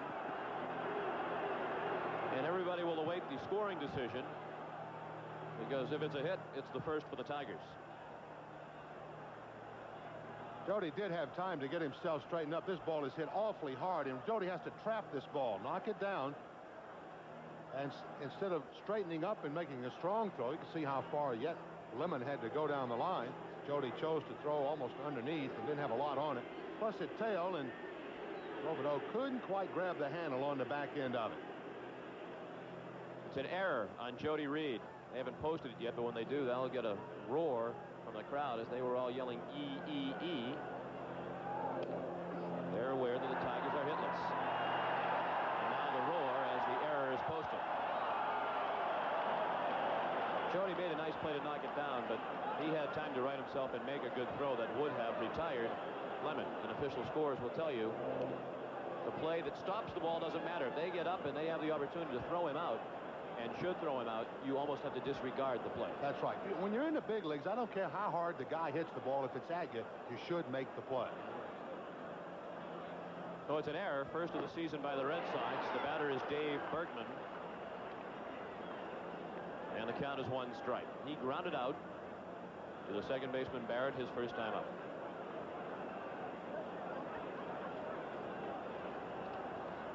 Well, the Red Sox 4 runs, 6 hits, and now 1 error. For the Tigers, no runs, no hits, and they've committed 1 error, and it was costly. A drop pop-up by Cecil Fielder on a ball hit by Ellis Burks and foul ground in the first. Burks wound up walking and scoring on the Evans bases loaded double. Bergman peels it into the third base seats.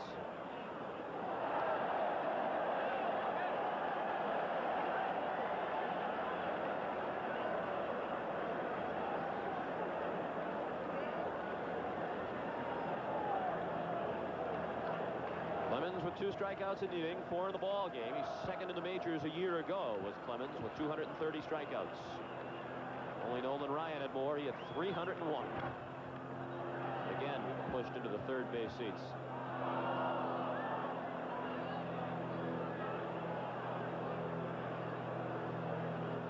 Roger was one of only 4 major league pitchers to reach the 200 strikeout plateau last year.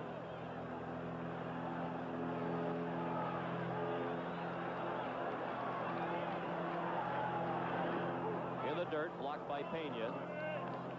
A ball and 2 strikes to Dave Bergman.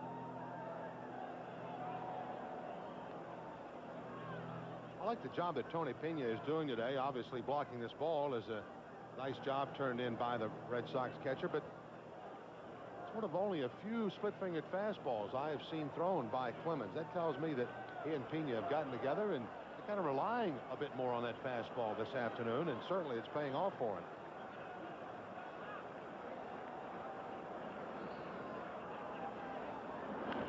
Check swing right back to Clemens.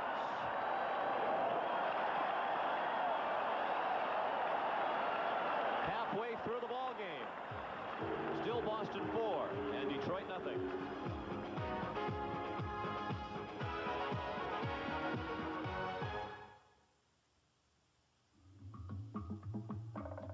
One dry is brewed longer.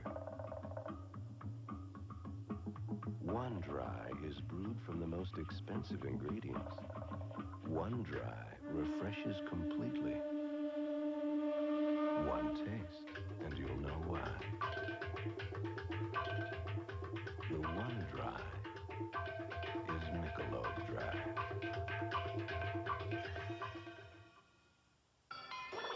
No, that's not no!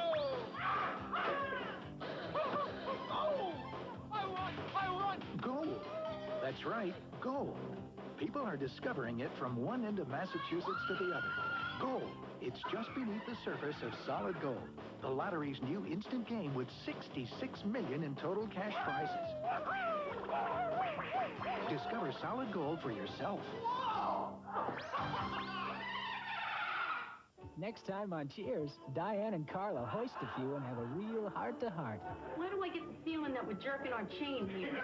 Are they going to bury the hatchet once and for all? People who need people. Now just wait till you see what happens when these two really let their hair down. How about I take your hair and scour the sink with it? So get ready. Is that a Brillo shot? It's a hair-raising episode next time on Cheers. Watch Cheers, Monday at 7 on TV 38.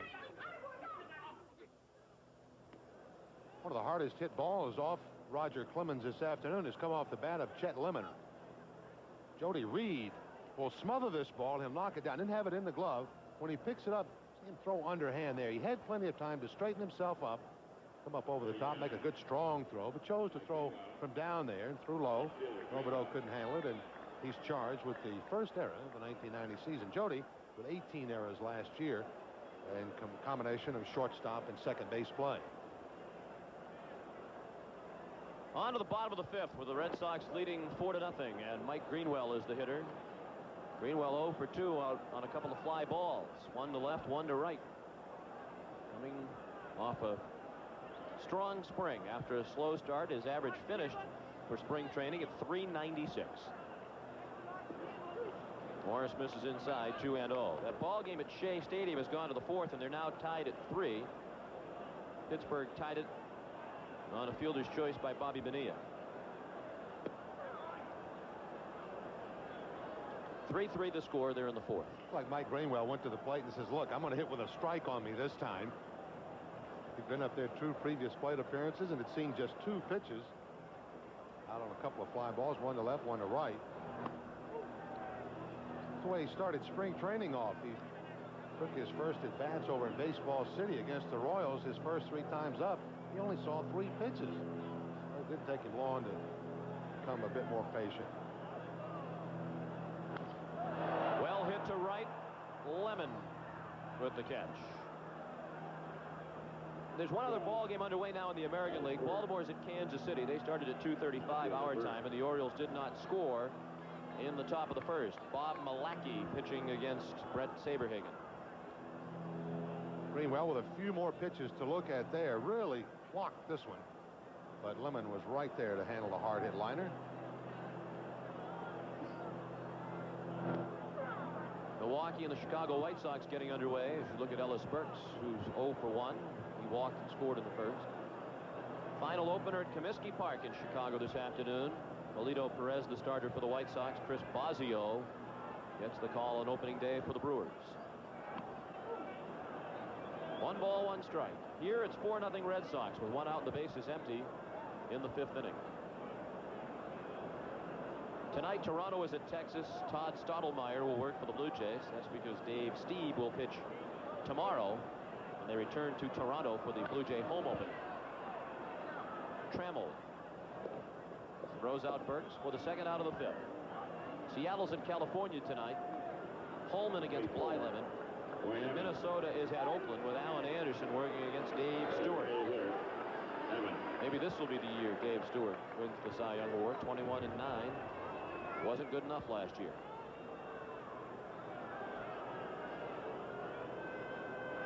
Now Dwight Evans, who drove in the first runs of the season in the first inning with a double to the triangle in center field. That came with the bases loaded, and it scored all 3 runners. Dwight's 1 for 2. And he lifts one to left. Ward puts it away, and the Red Sox go quickly in order in the 5th. After 5 on opening day at Fenway Park. Boston 4 and Detroit nothing.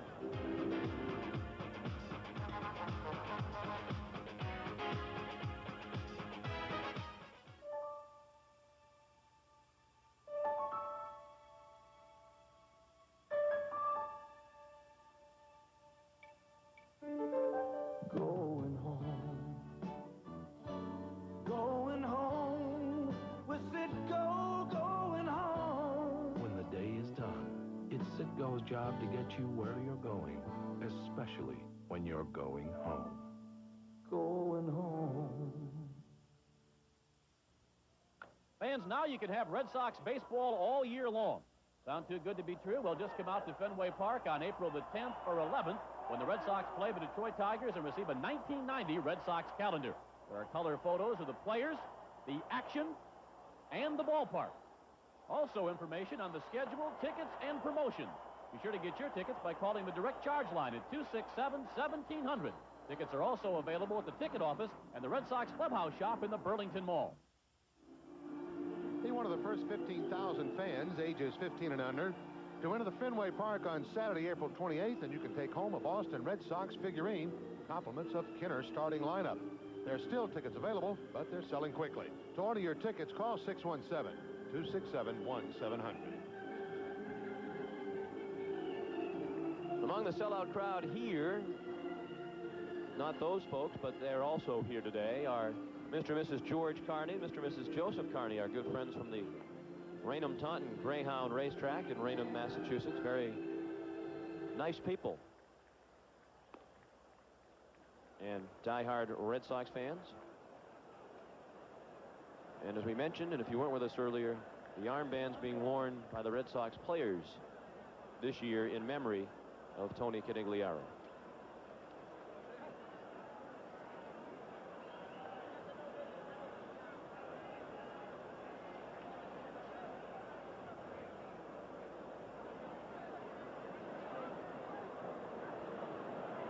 On we go to the 6th, and it's the top of the order for Detroit.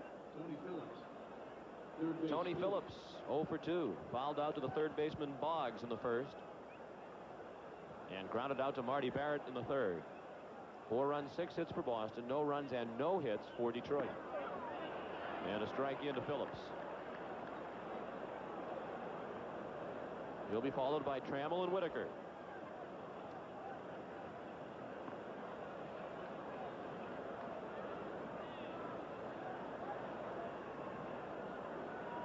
Clemens has walked 2. He has 4 strikeouts. Tigers have edged 3 base runners, 2 walks and an error. That pitch is high. 1 ball and 1 strike. Phillips, one of 7 free agents signed by the Tigers during the offseason. The others who are on the opening day roster: Urbano Lugo, Dan Petrie, Mark Salas, Cecil Fielder, Ed Romero, and Lloyd Mosby.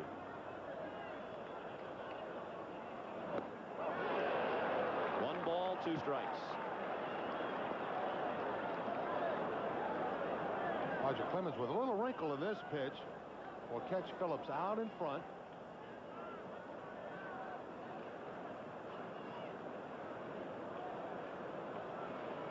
Roger making his 3rd straight opening day start. He does not have a decision in either of the previous 2 opening day starts. Up the middle, there's the first Tiger hit. Tony Phillips with a leadoff single in the 6th, the first hit given up by Roger Clemens.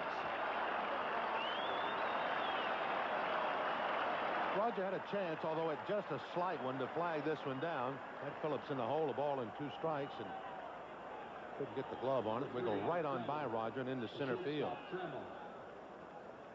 Not exactly the kind of pitch you would expect Roger Clemens to be delivering when he had a batter in the hole 1 and 2. He's right in the heart of that strike zone, and Phillips gets the first hit for the Tigers. Alan Trammell fouls the first pitch away for a strike. Have a look at it from behind our new low point. Home plate. That ball a bit looked like it got in on Phillips, but not enough to tie him up so that he couldn't get it up the middle. I think Tony La Russa will miss in some ways Tony Phillips' presence on that ball club in Oakland. They've had Lance Blankenship doing quite a bit of playing at second base. I do think, though, that Tony La Russa will not allow it to be much of a problem for him. He'll cover it up nicely. Rob Murphy now listening in the Red Sox bullpen. La Russa doesn't stand by and allow too many things to bother him, nor the ball club that he is managing. Did such a fine job of that over the last 2 or 3 years with that Oakland club. 1 strike pitch to Trammell, dug out of the dirt by Pena. Quick throw down to first, and just back in was Tony Phillips.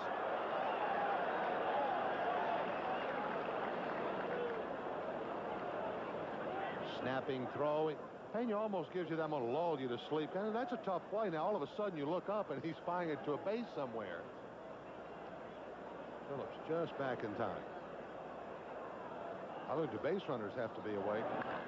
Line down into the corner. Phillips is on his way to third as Greenwell retrieves it. And into second, Alan Trammell with a double. So after 5 innings without a hit, the Tigers have strung together 2 base hits to start the 6th. Sparky Anderson with a reason now to get up and move around in that third base dugout. A base hit followed by a double.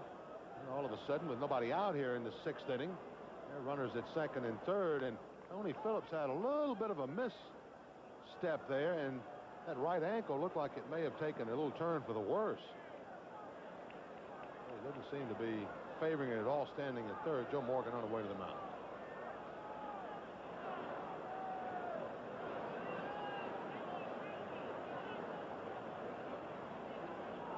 Morgan beginning his 2nd full season as Red Sox manager, hoping that his club will improve on its 3rd place finish of a year ago. Joe's 129 and 110 for a .540 winning percentage in his season and a half as Red Sox manager.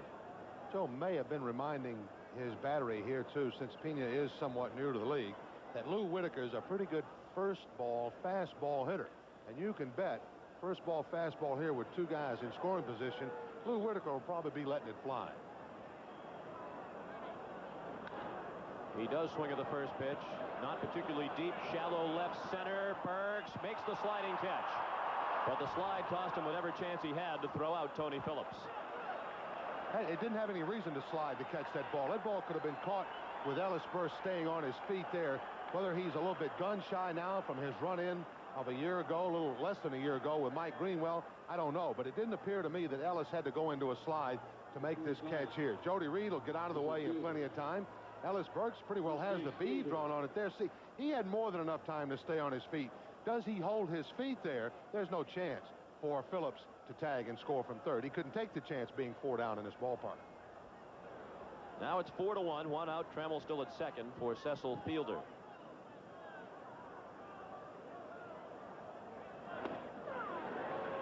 I think you're right. That's probably what caused him to do it. He's run into Greenwell on a couple of occasions, and last season when he did, it ended his season.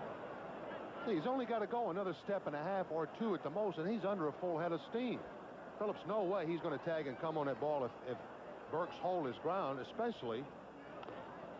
Little check swing. Clemens looks Trammell back and throws out Fielder, who's now 0 for 2 with a walk. You don't tag up and try to score on that kind of play if the center fielder is that shallow with the big part of your order up, and in this case, your cleanup hitter there. Well, the cleanup hitter is taken care of by Mr. Clemens on the check swing. Roger almost throws the changeup. Well, he does throw the changeup to Robideau, but the job is done. Lloyd Mosby walked in the second. Bounced to Robideau with Clemens covering in the fourth. Red Sox lead 4-1. They are out hitting the Tigers 6-2. Each side has committed 1 error. We're in the top of the 6th with Trammell at second and 2 outs, and the pitch a ball to Lloyd Mosby.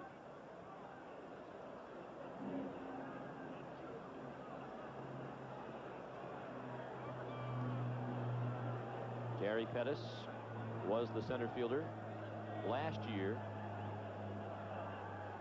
for the Tigers. Although he was not on opening day, Ken Williams was the center fielder on opening day. Pettis signed as a free agent by the Texas Rangers. And Mosby is in center field for Detroit. Well, with Chet Lemon slowing down perhaps a step or 2, Gary Ward not a fast guy at all, I think they'll miss Pettis' defense a lot more. Mosby is still above average runner, but he's not the kind of defensive center fielder that Gary Pettis is. The Tigers with 103 stolen bases last year, 43 of those belong to Gary Pettis. So you're not going to get that replaced with a Mosby. Mosby, first of all, has got to get his average back up to 280 to 290, where he has the opportunity to steal those kinds of bases. He's not going to steal a lot of bases batting 221. 2 balls and 2 strikes. Certainly a center fielder with speed would be important in Tiger Stadium with that huge expanse of grass, 440 to straightaway center. Mosby didn't like the call. He thought the pitch was high. 2 balls, 2 strikes. 2 outs. Trammell at second in the 6th. 4-1 Red Sox.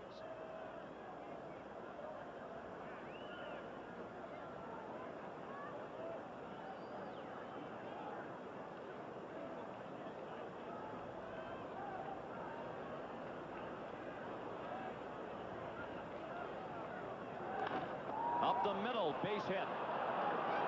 And that'll bring in another run for Detroit. Trammell's on to score, and the Red Sox lead has been cut in half. It's now 4-2. That's one of those pleasing base hits if you're the batter. In this case, Mosby. 2 outs, a guy in scoring position at 2-2 on the count. You're facing one of the better pitchers in all of baseball, and you're able to deliver. A run that cuts the Boston lead to just 2 now. It's almost a run as if you say, wow, it's a gift run. Trammell scoring the 2nd Tiger run this afternoon. And Mosby with his first RBI as a Tiger. He's at first with 2 outs for Matt Noakes, the 6th hitter of the inning.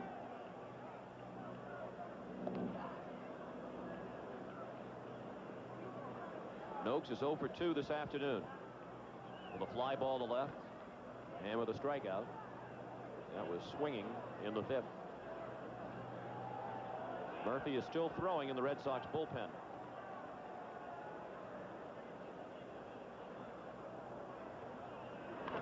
Off the end of the bat, down to Boggs. And that's all for the Tigers in the 6th. But they get on the board with 2 runs on their first 3 hits off Roger Clemens. And after 5.5 on opening day at Fenway, it's the Red Sox 4 and the Tigers 2.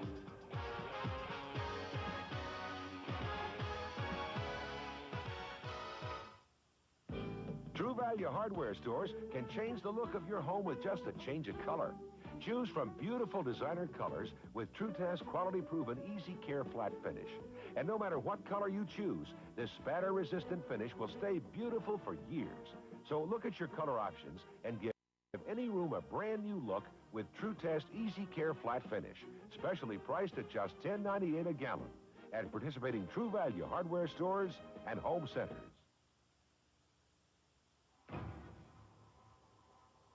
Dry was hot.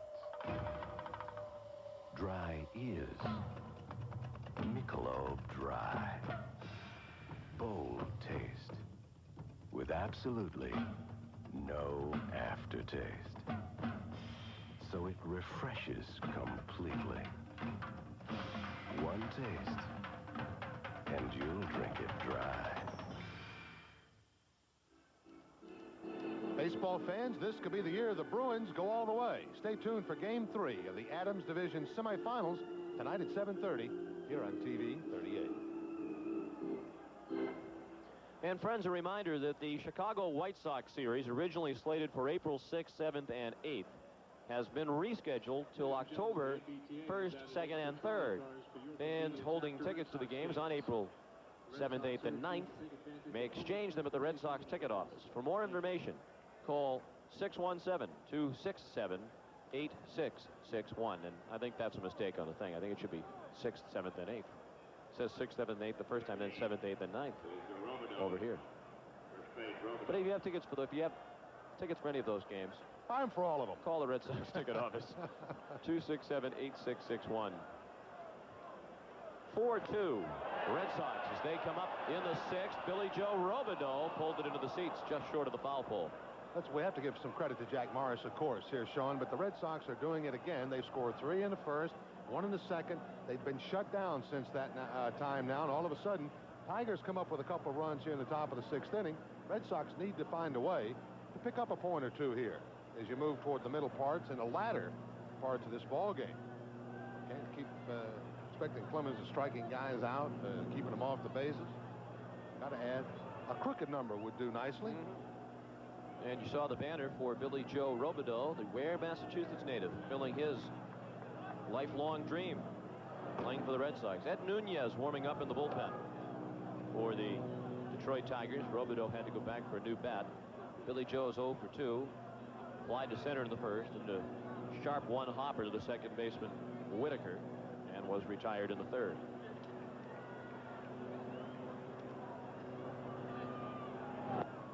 Morris misses, low and away. 1 ball, 1 strike. Robideau, Pena, and Reed expected to bat in the 6th inning as the Red Sox try to build on a 4-2 lead.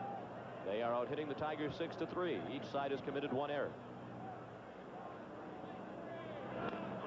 Change up, slow roller. Fielder to Morris, and all that time in spring training on that play pays off as the Tigers executed it cleanly. That's 5 in a row retired by Jack Morris. See how far out in front Morris had Robideau with that off-speed pitch, lunging at it. That's called if a hitting instructor isn't talking to you. Nubs it off the end of the bat, and the 3-1 play working with Morris covering.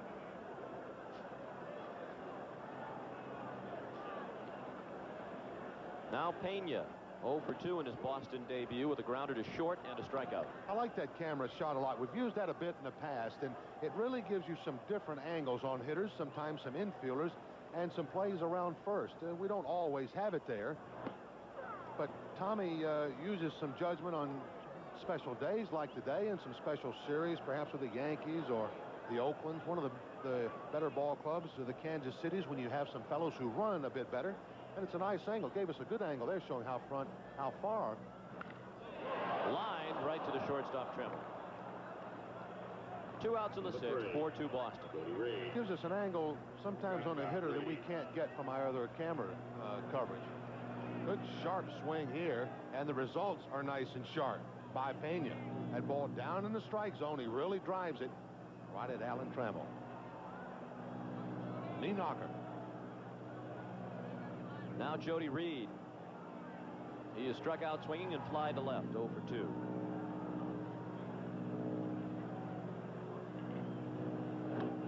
In the other ball game underway in the American League at Kansas City, A 3-run home run by an old friend, Sam Horn, in the second inning.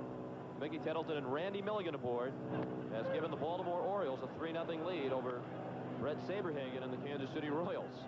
Well, Sam Horn, who earned a spot on the Orioles opening day roster, being signed as a free agent,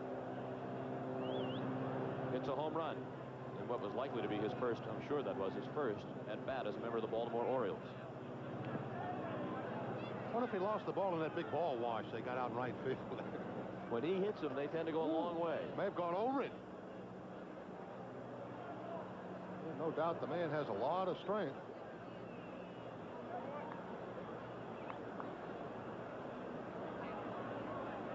I'm happy for him. I hope he goes over there and does extremely well. Just simply did not fit into the picture here any longer for the Red Sox. Slowly up the middle, charged by Trammell. And the Red Sox go in order for the second straight inning. Morris has now retired 7 in a row. After 6, Boston 4, Detroit 2.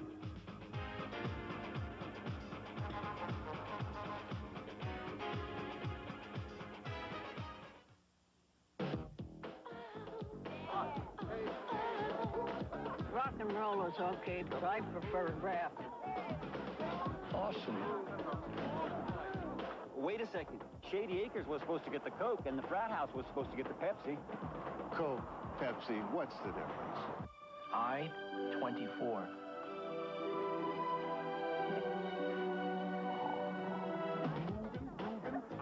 This is radical. It's Mercury's Motor Mania, a momentous event at your Lincoln Mercury dealer. Save mountains of money on Mercury Sable Sedan and Wagon, $1,700. Or amass meaningful savings on the full-size Mercury Grand Marquis, $1,400. Magnificent! Imagine a multitude of Mercuries with monumental savings.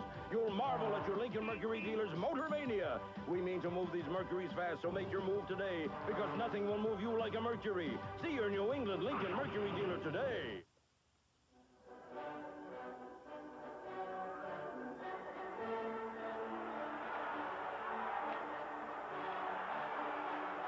This could be the year the Bruins break through. The Boston Bruins face off against the Hartford Whalers in Game 3 of the Adams Division semifinals, Monday night at 7:30 on TV 38.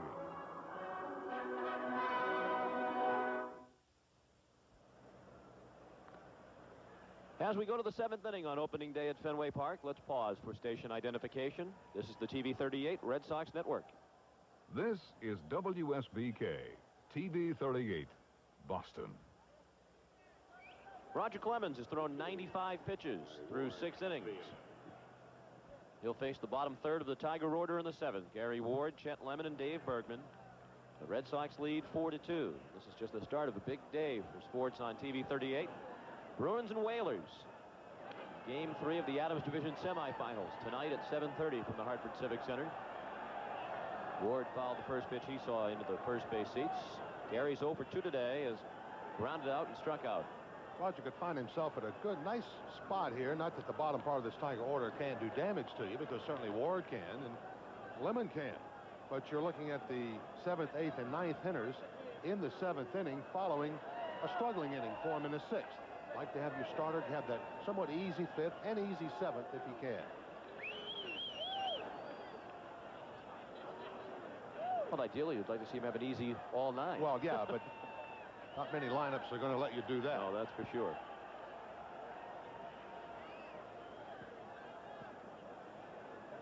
A little bit of a problem with everybody getting on the same page.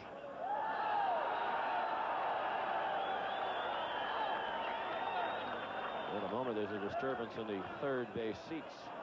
That has diverted the attention.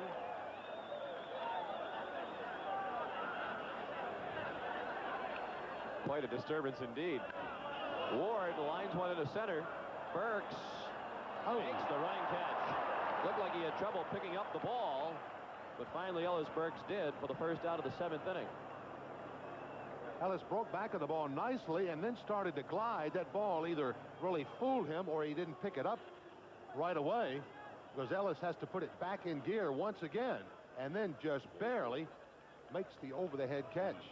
Almost an over-the-shoulder catch, but that's what speed will do for you. It'll make up for a mistake or two. Ellis turned, had his feet crossed just a bit as he made his initial break, but then got straightened up and used the speed that he has to recover.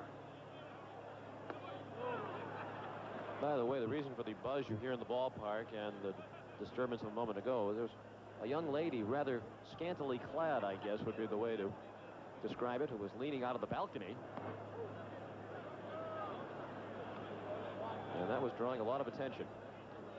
She was really leaning out of the balcony. Yes, she was.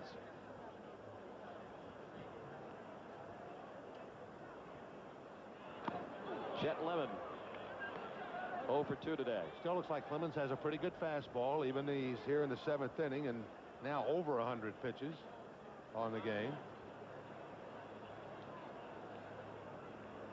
Be kind of interesting to see, although Rob Murphy is the one up and throwing in the Red Sox bullpen right now. Lemon's gone swinging, 5 strikeouts for Roger Clemens. 2 outs in the 7th with Boston leading 4-2. I think Joe Morgan's going to make a pitching change right here. He's on his way to the mound and was looking toward the bullpen.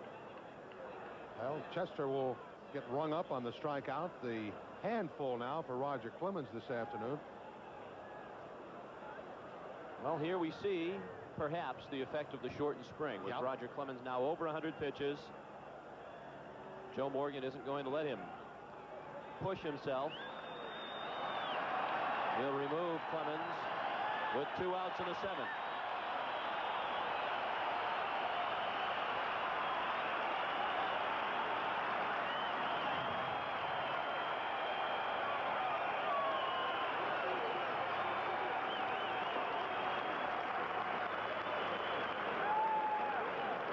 With the score, the Red Sox 4 and the Tigers 2. We'll return to Fenway Park right after this.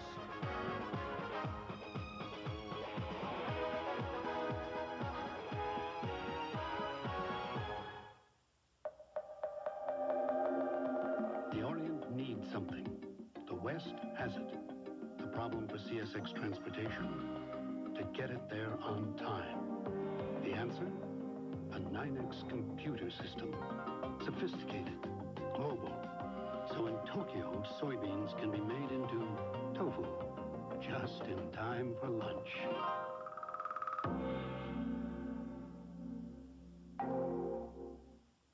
Guest Quarter Suite Hotel can take you away from it all with exciting weekend getaways.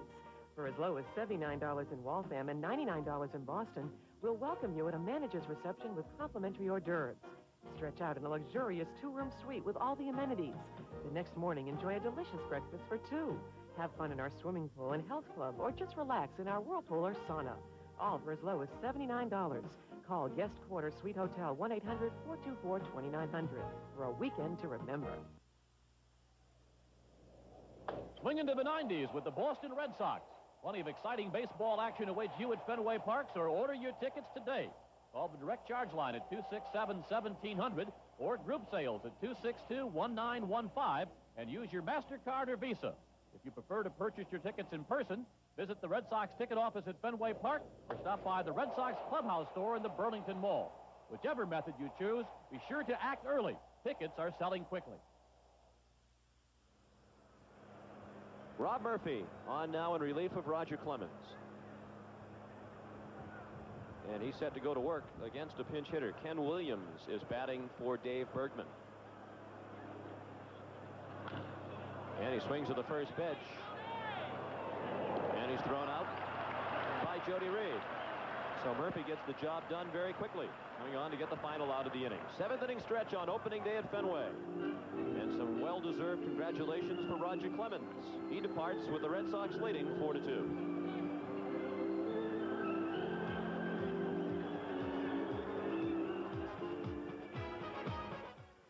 How do you get real premium beer taste in a non-alcoholic brew?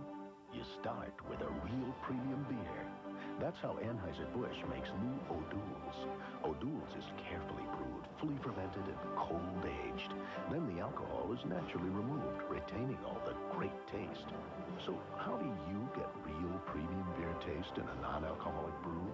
Ask for an ice-cold O'Doul's. O'Doul's, the taste will win you over. Going home. Going home. The road is leading to your door. To all the things you've been waiting for.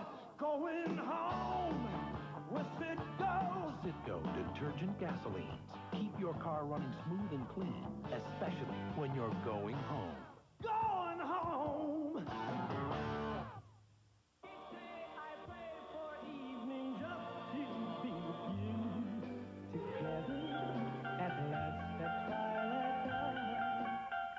Monday! They're back! They're better than ever! Sports Bean! Baseball! Play ball! Hockey! This could be the year! Buffalo Bell! Brian! Joe Fitzgerald! Upton Bell! Sports Bean! What'd you say? Sports Bean! Monday night right after Bruins hockey! Monday! On TV 38! Just watch it! The true story filmed on board the ship where it happened. Voyage of Terror, the Achille Lauro Affair, a movie loft event. Coming to TV 38 Tuesday, May 1st. 4-2 Boston as we make our way to the bottom of the seventh. The sellout crowd settling back into their seats. And we'll take a look at the True Value Hardware Store's out-of-town scoreboard during the inning. Had a sneak peek at a couple of scores as Kevin Romine stands in and takes the ball. Romine 2 for 2 with a couple of doubles, and he scored after doubling in the second.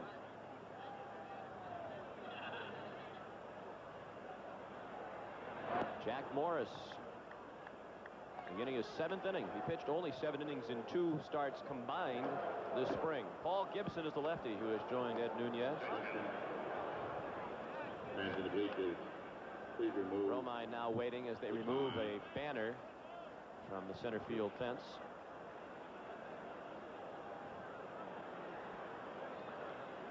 Romine 2 doubles and both hit very solidly. That one a spinner, glances off Morris. He'll have to hurry. Got him. And the Red Sox dugout in an uproar. Joe Morgan on the steps of the dugout. And I think he has a case. I think he does too. Looked like Kevin Romine was safe on the play.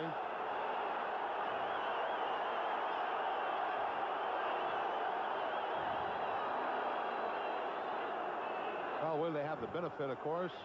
Benefit that Morgan or Greg Koss doesn't have. We'll have a chance to have another look at it. A cue shot. It'll run up the arm of Morris. Now, it goes a long way from him. He's got to chase it. His momentum is taking him away from the throw. Oh, safe. Safe. I got to say. And let's do away with the old adage that's popular among some baseball broadcasters. The replay shows the umpires right 99% of the time. Because they don't. And they aren't. They're right a lot of the time. But on a call like that, they should not be wrong. But they missed a lot of spring training. And they're just winding into mid-season form perhaps themselves.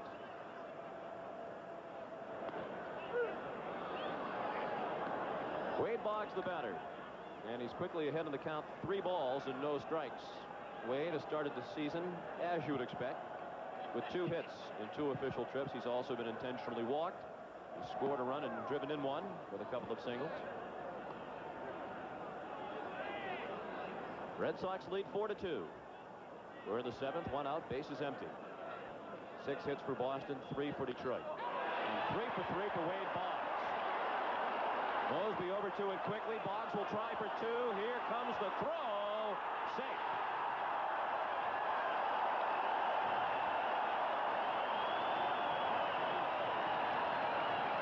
Hit number 1,600 of his career for Wade Boggs. And he's pulled the ball 3 times today. All 3 of his base hits have been to the right side. This is a double because Boggs makes it a double right there. As soon as he puts the bat down and starts running, he's thinking 2-base hit. He'll take a little stagger step to hit the bag properly, and he's headed for second as soon as he made contact and come out of the batter's box. Oh, he checks in with his first double of the year and his 3rd hit. And as we mentioned, 1,600 career hits for Wade Boggs. And obviously, he wasn't too pleased relinquishing his batting title last year, and he is starting out with a vengeance toward recapturing the American League batting crown. Runner in scoring position for the first time since the 4th for the Red Sox.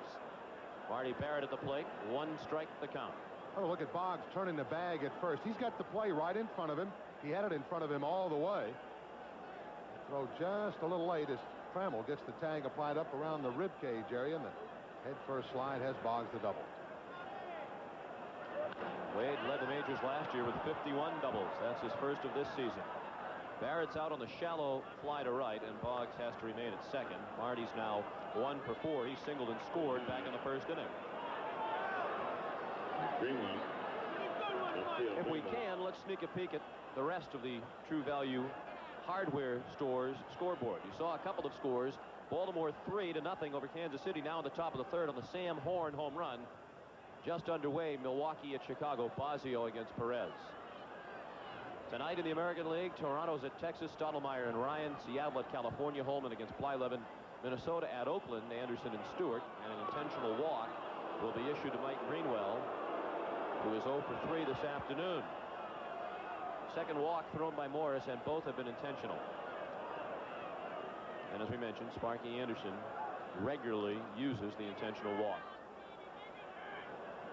To make that the third walk, I'm sorry, he had the 1 unintentional walk back in the first.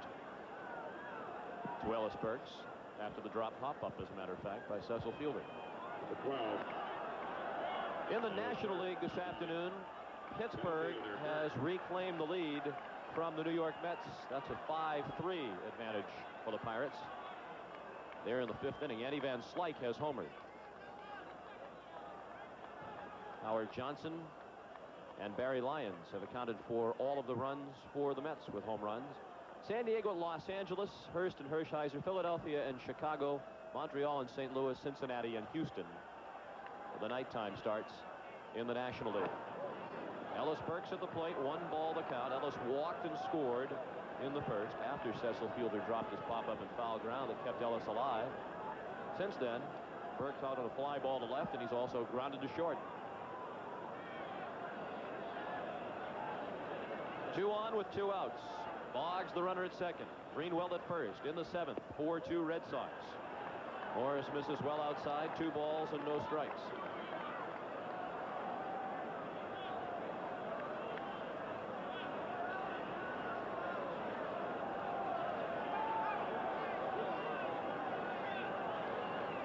Morris made just 1 start against the Red Sox last year and went the distance against them on September 24th at Detroit. Line to right field, sinking fast. Lemon can't make the play. Boggs is in. Greenwell on his way to third. Burks in the second barely. And the Red Sox have a 5-2 lead.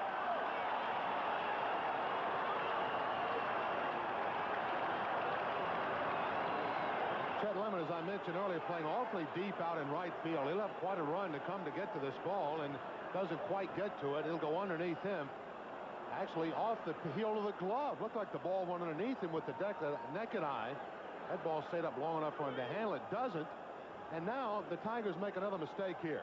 Instead of this ball being cut off, they should have let it gone through. Burks will stop right here. Now, he's a dead duck, but the ball's cut off by Whitaker. And that allows Burks to move on into second, where the Tigers would have been out of the inning, and perhaps Morris still in the game. But as it is, he's exiting. More importantly, the Red Sox have their 5th run of the ball game, and Ed Nunez will be coming on for the Tigers. With the score, Boston 5 and Detroit 2. You're watching Red Sox baseball on the TV 38 Red Sox Network.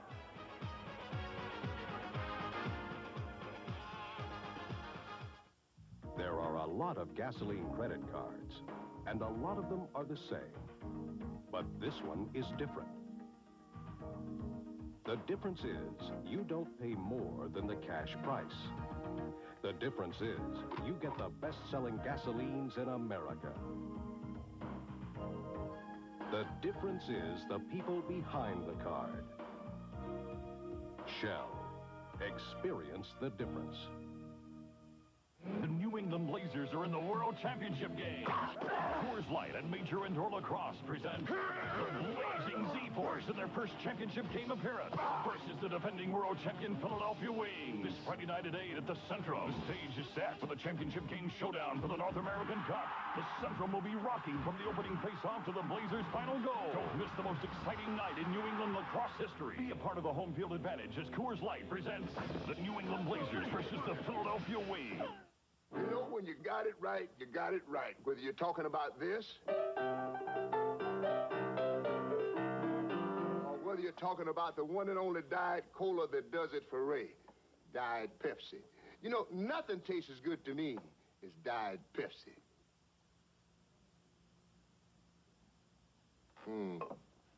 All right, now, who is the wise guy? Diet Pepsi with 100% NutraSweet. Now, that's the right one, baby. Today's game is brought to you in part by your local Shell station. Stop by and experience the difference today. And by Diet Pepsi, the right one. Nunez on in relief of Jack Morris. Signed as a 15-year-old right-hander by the Seattle Mariners originally. He's seen time in the Yankee organization. Split his time last year between Detroit and the Toledo Mudhens, a AAA affiliate of the Tigers. 3 and 4 for Detroit last year in 27 games with the save. One time he could really rush it to the plate and still has pretty good velocity. Trying to keep the Tigers close. They trail by 3, but the Red Sox have 2 runners in scoring position for Dwight Evans with 2 outs here in the 7th. Evans 1 for 3 with a bases clearing, bases loaded double in the first. 5-2 Red Sox.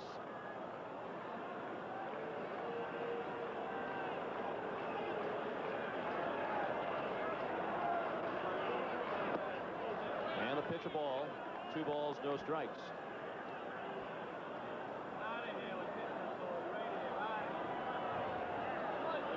They've posted an error for Lemon and no hit for Burks, so apparently the official scorer felt he should have caught that line drive to right field. Evans with a fly ball, center field. Mosby appears to have room as he drifts back to the warning track to make the play.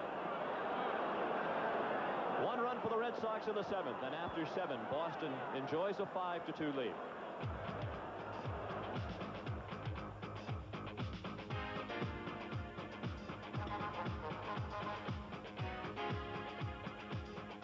A journey through the old country. Busch Gardens, Williamsburg, Virginia. This year, your vacation begins with all the thrills and pageantry of Europe long ago at Busch Gardens.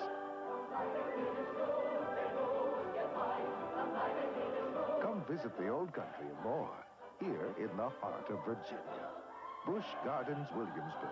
All the fun of Europe, only closer. Braking power. The Ford Escort versus the Chevrolet Cavalier. Recent independent tests of braking ability show that from a speed of 60 miles per hour, the Ford Escort will brake to a complete stop in 138.3 feet. The Chevy Cavalier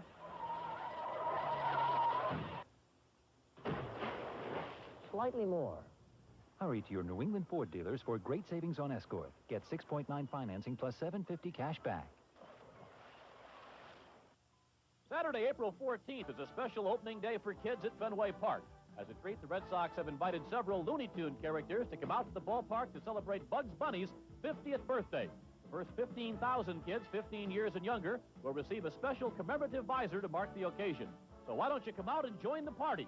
Tickets can be purchased by calling the direct charge line at 267-1700 or group sales at 262-1915. Fans can also stop by the ticket office at the ballpark or the Red Sox clubhouse shop in the Burlington Mall.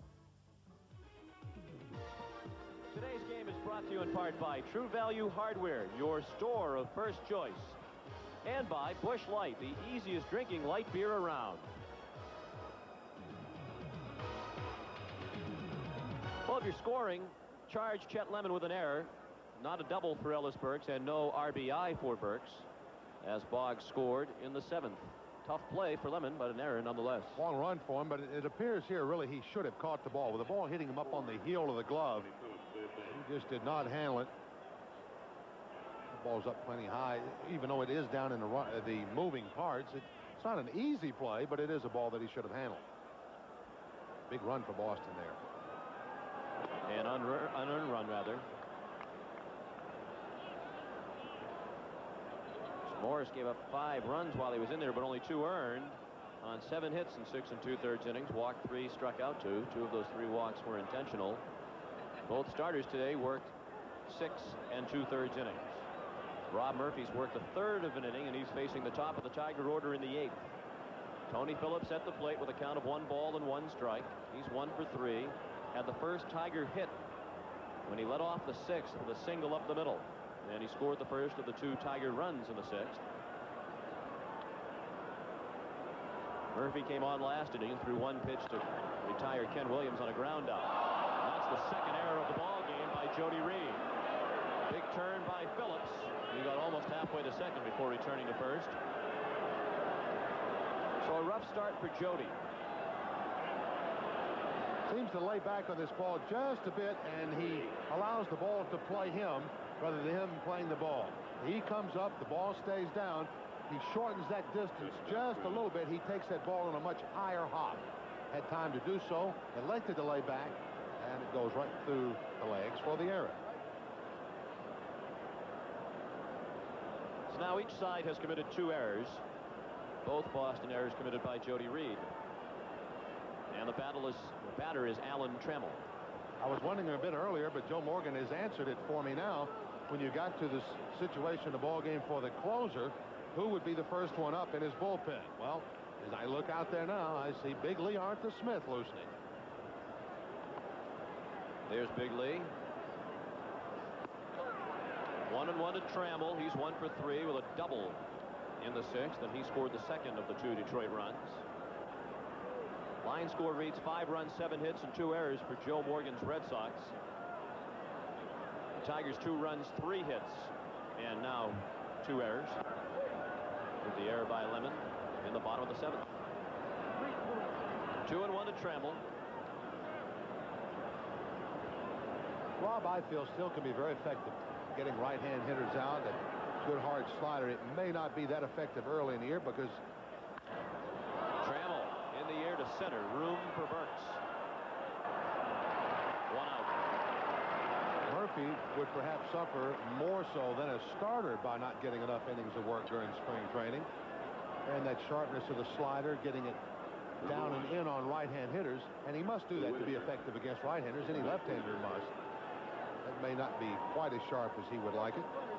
I feel during the year when everything is equal, he will be very effective in getting right-handers out to keep you from necessarily going to a bullpen for maybe 1 or 2 outs before you really would like to get there. First pitch to Lou Whitaker. Fastball poured right down the middle by Murphy. Whitaker 0 for 2, but does have a sacrifice fly on a very shallow fly to center. That drove in the first Tiger run of the game. Scored the man now at first, Tony Phillips. A ball low. 1 ball, 1 strike. Rob struck out more than a man an inning last year. Struck out 107 in 105 innings. And the first reliever, Red Sox reliever, to strike out more than 100 since 1982. When Mark Clear struck out 107.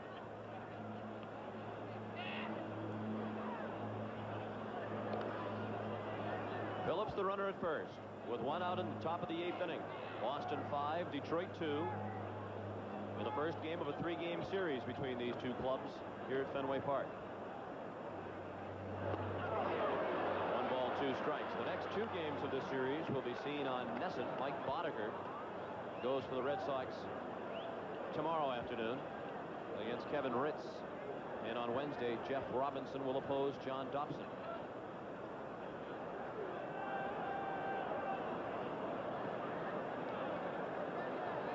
One-two pitch. A little bit low and away. 2 balls, 2 strikes. Red Sox did have a reliever earlier in the 60s who struck out 181. Of course, I don't think that would be a big surprise to anyone. Dick Raditz, the monster, turning that one in. What was it, 1964? He struck a lot of guys out just by being in the game. I'm talking about before they ever stepped in the batter's box. They knew they were struck out before you walked in. Well, Mickey Mantle said that the monster was the toughest pitcher for him to hit, and that's high praise indeed.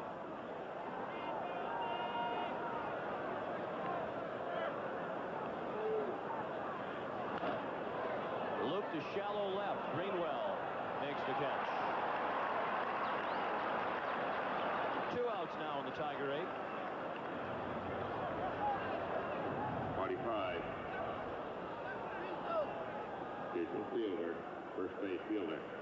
Now Cecil Fielder, 0 for 2 with a walk. Struck out in the second, walked in the fourth, and bounced back to the mound in the sixth. Joe, really, Morgan really has the Tigers between a rock and a hard place here. If Murphy can retire Fielder, that would set him up to start the ninth off, facing a couple left-hand batters in Mosby and Noakes. Now, the only real strong right-hand bat on Sparky Anderson's bench is Tracy Jones, who will bat from the right side. So Murphy could really do himself well here to retire Fielder. Rob missed just outside with the first pitch to 26-year-old Cecil Fielder.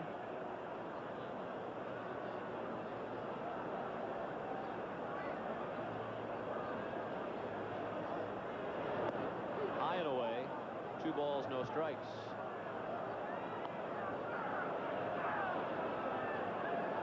In the National League, the Pirates have taken a 6-3 lead over the Mets. That's now in the top of the 6th inning at Shea Stadium. Bobby Ojeda has replaced Dwight Gooden.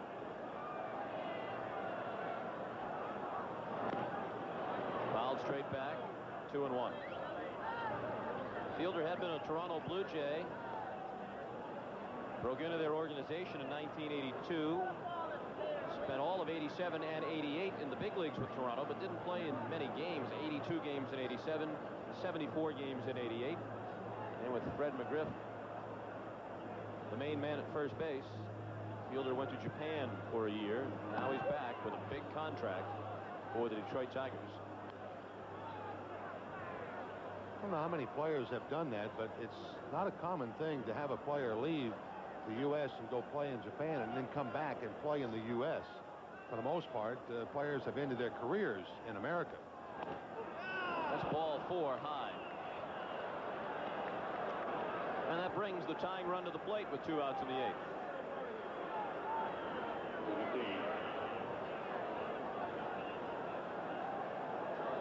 Smith is ready if needed, but with the left-handed Mosby standing in, Murphy will carry on. Mosby walked in the second, grounded out in the fourth, and singled to center, driving in the second Detroit run in the 6th. Boston has a 5-2 lead. The Tigers with 2 base runners with 2 outs in their half of the 8th.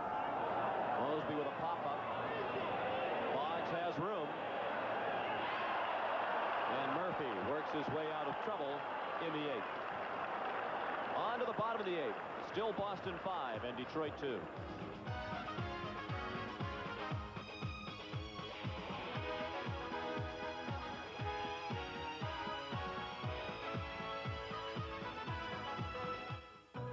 Like you, your car has a heart, the engine, and it has valves where deposits can form. The right diet can make a difference. Fill up with Mobil Super Unleaded Plus.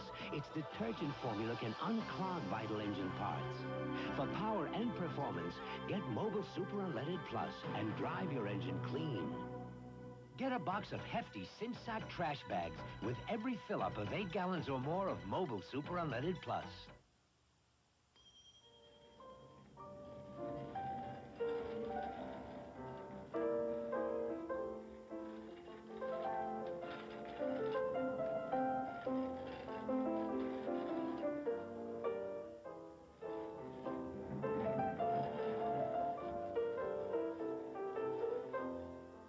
If it's out there, it's in here. The 9X Yellow Pages. Why would anyone need another?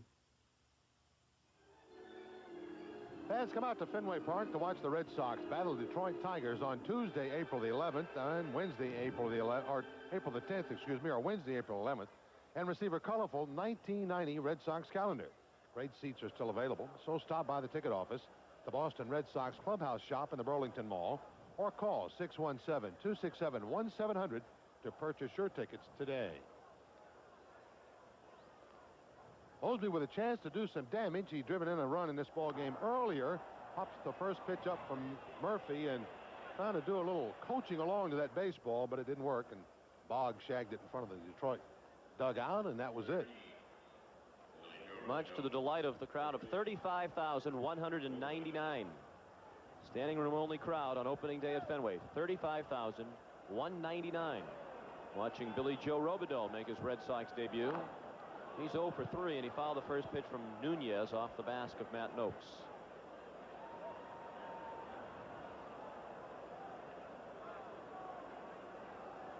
That crowd of 35,199, just 144 shy of the record for the largest opening day crowd, which was back on April 14th, 1969.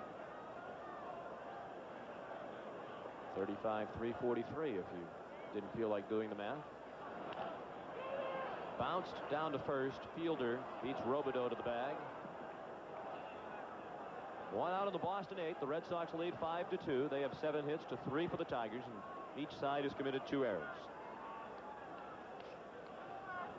The third, Tony Pena, catcher. Now Tony Pena. He's 0 for 3.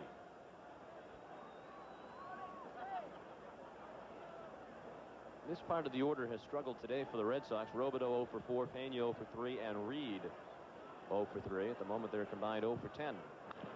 Pena goes toward the wall. And just fouled. Well, let's see Tony Pena allow that pitch to ever slip by. Something a bit up and soft. Jumped on that one and just squeezes it foul.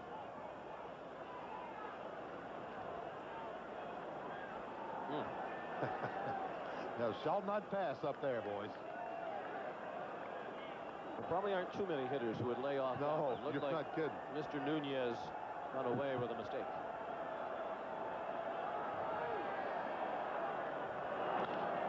Little looper, shallow right. That's falling in for Tony Pena's first Boston Red Sox hit.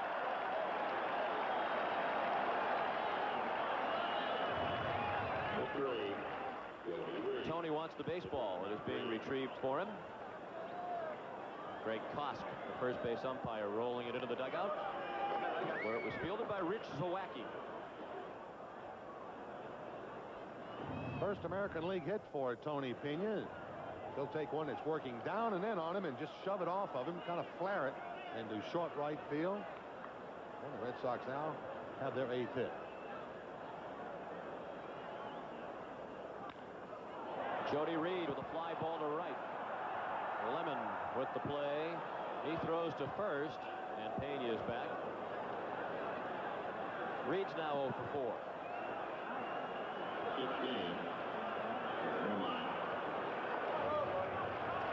2 outs in the 8th. A runner at first for Kevin.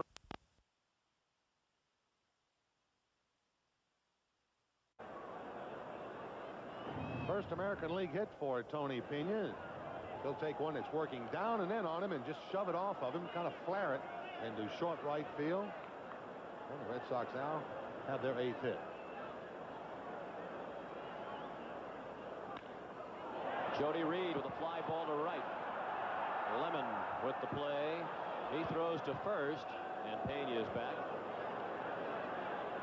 Reed's now 0 for 4.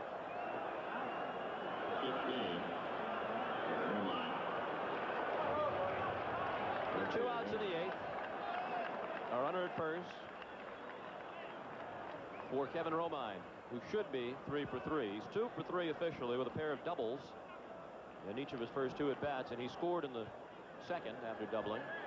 Last time up, he had a solid shot back to the mound that glanced off Morris. Morris threw down to first, and the replay showed that Kevin beat it out. He was called out by first base umpire Greg Kosk.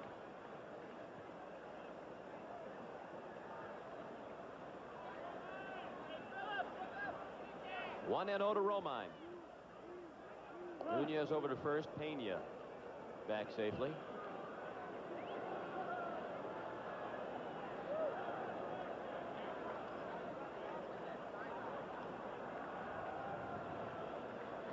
Tony stole 2 bases in spring training. And he said, don't be surprised if he tries that fairly regularly during the regular season.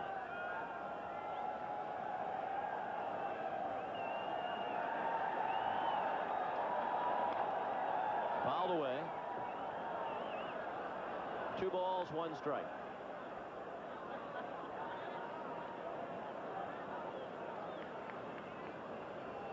Now Romine will have to wait as Matt Noakes has gone to the mound.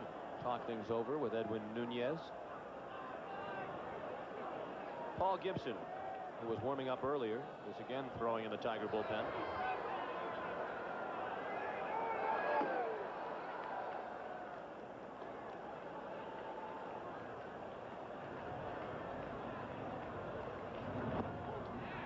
A little bit low and away.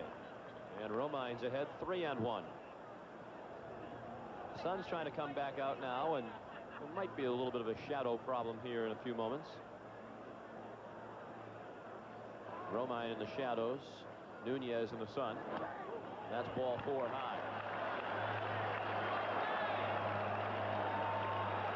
So Romine's been on board 3 times. Sparky Anderson has watched his pitchers throw 4 watts, but he's ordered 2 of them. And he wants Noakes, you saw the signal, to go out and talk again to Nunez, perhaps just buying some time for Gibson with the left-handed swinging Boggs, the next hitter.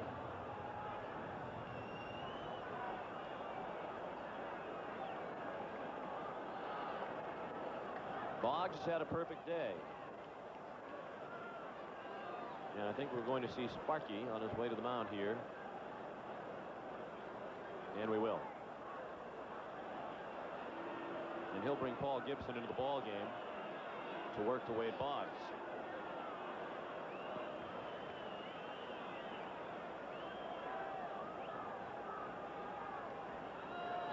Now that Guillermo Hernandez has left Detroit, Paul Gibson will be the main lefty out of the pen for Sparky Anderson. Nunez leaves after 1 inning of relief. 1 hit and 1 walk so far. He leaves with runners at first and second and 2 outs in the Red Sox 8th inning. Boston has a 5-2 lead. Number 48, Paul Gibson. Paul Gibson on his way to the mound to join the Dean of American League Managers, Sparky Anderson, who has guided the Tigers since June 14th of 1979. And the only manager in the majors with a longer reign is Tommy Lasorda of the Dodgers, who took command of the Dodgers in 1977. Sparky, the 10th winningest manager in history, with 1,758 wins. But last year, a most difficult one for him. Had to leave for 2.5 weeks to get away from it all as the frustration of the mounting losses began to affect him. He said he learned something. I asked him this, did you learn something about what happened last year? And he said, yeah. He said, I used to think that I had a lot to do with whether a club won or lost. He said, I found out last year that that was not the case necessarily. He said, 1984 kind of fooled me with that. He said, well, I didn't feel like I had a ball club that was capable of doing what it did. And he said, I felt like I had something to do with it. He said, but I found out real quick that those names that go on that lineup card are far more important than the guy who puts them on it. So you look at left-hander Paul Gibson coming on for his efforts against Wade Boggs. Boggs, by the way, hit .295 against left-handers last year, so it's not always a great move to go get a left-hander to face Wade Boggs. Gibson, as Sean mentioned, now the big guy out of the, as far as the left side is concerned, out of the Tiger bullpen. There's also Jadon Gleaton in that bullpen for Sparky Anderson. In Detroit last year, Gibson won 4, lost 8. Didn't have any saves. He started some games for the Tigers, 13 of them, as a matter of fact. And he's not an overpowering type pitcher. I wouldn't call him a dart thrower either. He can be a little bit tough on left-handers because of a somewhat sharp breaking ball. He pitched 10 innings of spring training and allowed 4 runs earned on 8 hits, 5 strikeouts and no walks. And he's the 3rd Tiger pitcher of the afternoon.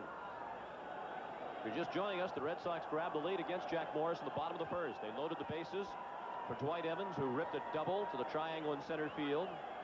That cleared the bases. Boggs, Barrett, and Burke scoring. Red Sox added another in the 2nd. Romine a double, and he was singled in by Boggs. Then the Tigers got 2 in the 6th. A single by Phillips, a double by Trammell. A sacrifice fly by Whitaker scored Phillips. A single by Mosby scored Trammell. The Red Sox won last inning. A double by Boggs. And then he scored when Burks had a line drive to right that Lemon could not handle. Lemon charged with an error. Boggs perfect on the day, 3 for 3 with 2 singles and the double. He's also been intentionally walked. He's driven in a run and scored twice. 2 men on, 2 outs. Bottom of the 8th. 5-2 Red Sox. 0-1 the count to Boggs. In the 9th, the Tigers have Matt Noakes, Gary Ward, and Chet Lemon as the 3 scheduled hitters.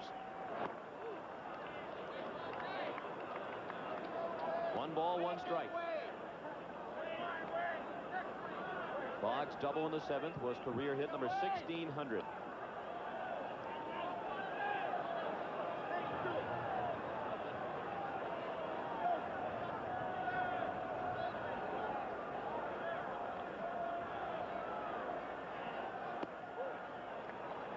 Two balls, 1 strike.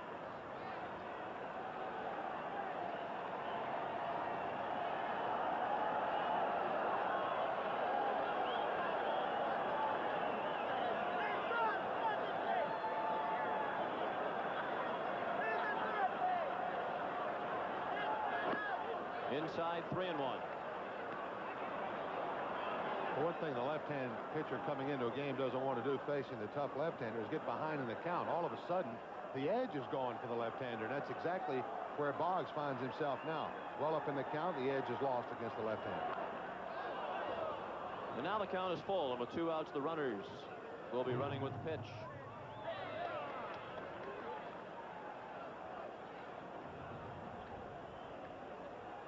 Tony Pena is the runner at second, and Romine at first for Wade Boggs.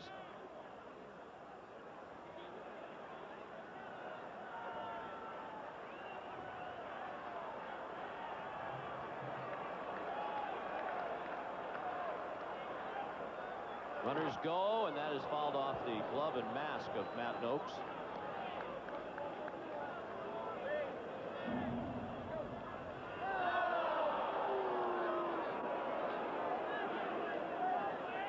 Boggs, a down year last year by his standards.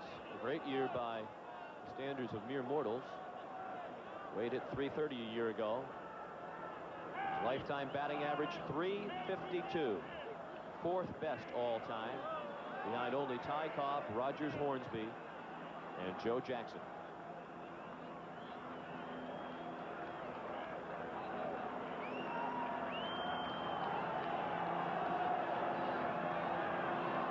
Again, the runners take off, and Boggs lines it foul into the left field seats.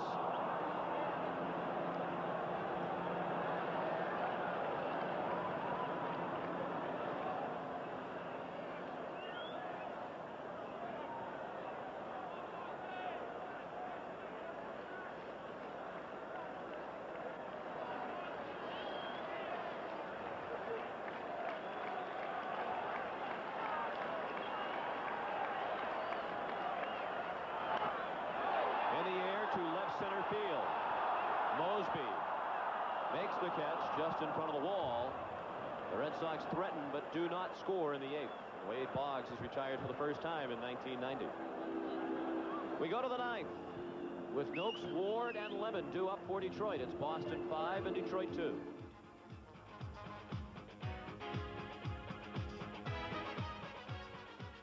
Who's got the marketing plan? I do. Sales forecast. Right here. Presentation boards? Murphy's got them. Where's Murphy? This is the final boarding call for Delta Flight 6. Maddie Klein knows careers are riding on Delta flights. Mr. Murphy? Yes. We better go. Nobody told me you had a cast. Nobody knew. Passengers should now be on board. Maybe that's why more business people fly Delta than ever before. Mr. Murphy, you have a nice trip. Thanks. Already had one. Delta, we love to fly, and it shows. In all of Boston, in all of the United States, in all of North America, in all of the world, there will only be one winner.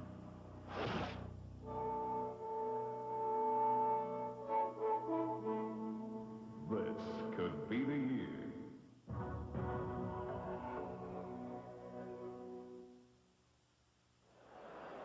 Sean McDonough with Bob Montgomery back at Fenway Park. It seemed during the last half inning that Larry Barnett was hearing some words from the Tiger dugout. He was occasionally looking into the dugout and gesturing as if to say, what do you want me to do? Just seconds ago, Sparky Anderson came onto the field to speak with Larry Barnett, and that conversation continues. Don't really know what the Tigers' complaint could be about. This conversation should not be about balls and strikes, because you can't argue balls and strikes. It's the automatic ejection. Well, maybe they're just talking about balls and strikes. Maybe Sparky's not really... But not arguing them. Yes. Said his greatest opening day was his very first. He stood next to Gene Mauch in Cincinnati as they introduced the starting lineups. By tradition in Cincinnati, they award the managers with a big wreath of flowers, and Gene Mauch reached over and tapped him on the leg and said, Sparky, never forget this day. It'll never happen to you again. The reason that was so big to Sparky, as he told me today, because he had so much respect for Gene Mauch, and to think that here was Gene Mauch giving him a bit of philosophy, being a new manager into the major leagues. Mike Kinnaman in your picture there, loosening in the Tiger bullpen. Sparky said he never had really a bad opening day. He said obviously he's had many losses, but nothing he could ever think of that was really a bad opening day. Tracy Jones pinch hitting for Matt Noakes against Rob Murphy. And he takes a strike on the outside corner. Jones hit just 167 in spring training, 4 hits and 24 at bats. Came over to the Tigers last year from the National League. In a trade with the San Francisco Giants, Pat Sheridan went to the Giants, and Jones came from San Francisco to Detroit. A little bit low, 1 ball and 1 strike. That was in June, and Tracy Jones played in 46 games for the Tigers and did .259.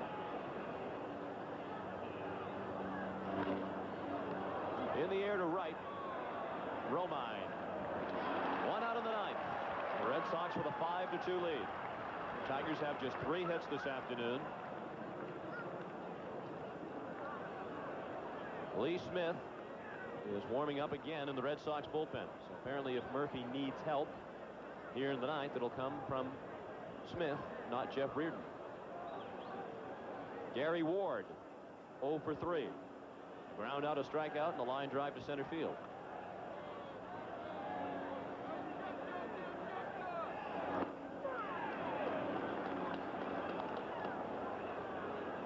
Oh, and 1 to Ward. Chet Lemon will follow.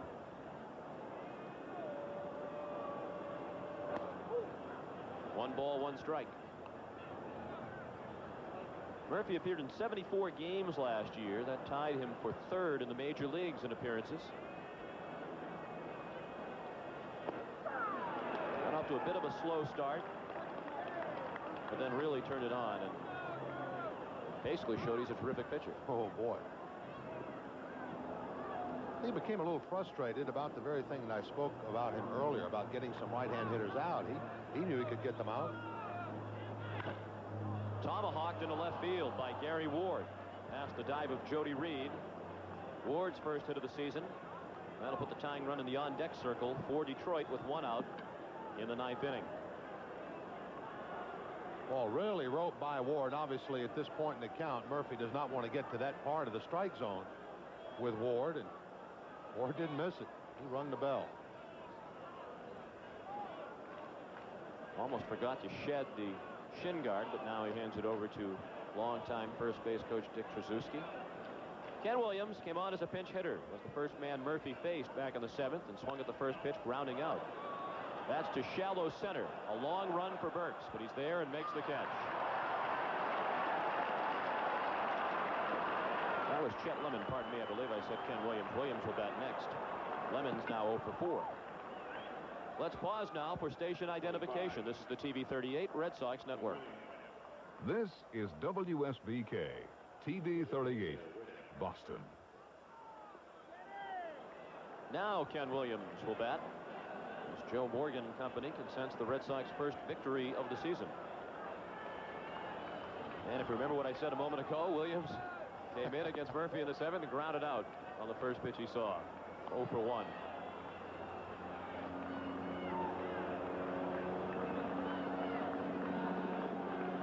Rob Murphy trying to pick up his first save of the year. He's over the belt. 1 ball, 1 strike.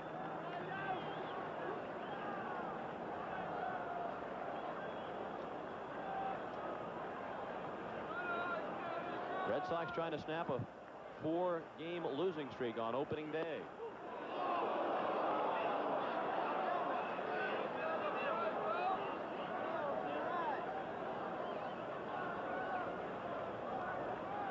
Two balls and a strike to Ken Williams. If he could keep it alive, Tony Phillips would hit next for the Tigers. 3 balls, 1 strike. And now Pena wants a word with Murphy.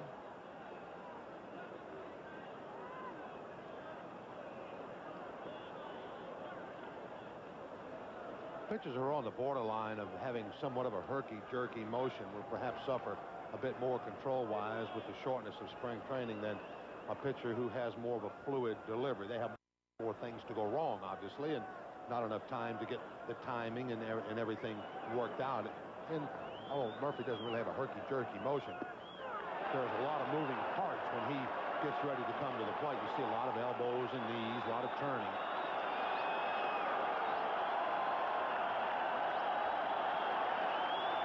Many of the fans on their feet now. Red Sox 1 strike away from victory. With the count 3-2 and 2 outs, Ward will be running with the pitch. Red Sox lead 5-2 in the 9th. And the 3-2 pitch. Low for ball 4. And Joe Morgan is quickly out of the dugout. And he's going to go to the bullpen for Big League. He was hoping that Murphy, who's pitched well in this outing, would be able to pick up a save for himself. But with the tying run now coming to the plate, the big man will come on.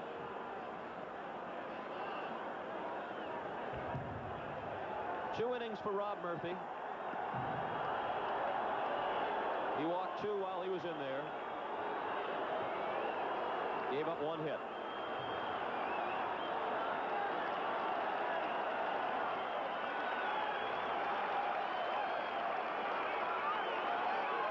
You hate to see at this point in the ballgame is a base on balls because it somewhat changes the batting order.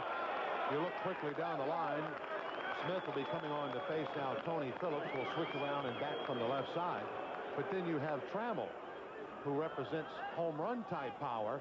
And by that base on balls, you put Trammell back into the batting order if something cannot be quickly done with Phillips. So that base on ball sometimes can really be a big one for the 7th, 8th, and 9th inning. You really hate to see your relievers wind up with a base on ball. Big Lee, of course, the man out of the Red Sox bullpen the last 2 years, a total of 52 saves in those 2 years with the Red Sox.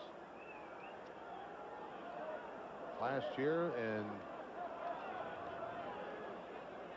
64 appearances, struck out 96 batters in 70 2/3 innings, winning 6 and losing 1, and 25 of those 54 saves coming last year for Big Lee.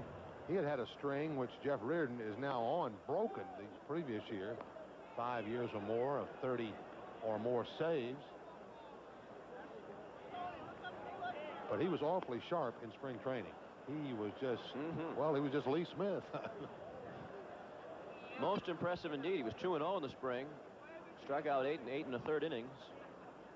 And I think it comes as a large surprise to a lot of Red Sox fans that he is still in a Red Sox uniform on opening day. Red Sox certainly have been involved with several teams talking trade involving Lee Smith.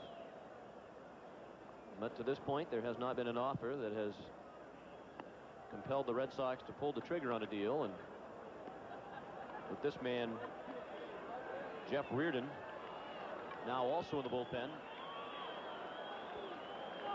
Lee Smith becomes a tradable commodity. But you're right, the way he pitched in the spring, it'd be tough to see him go.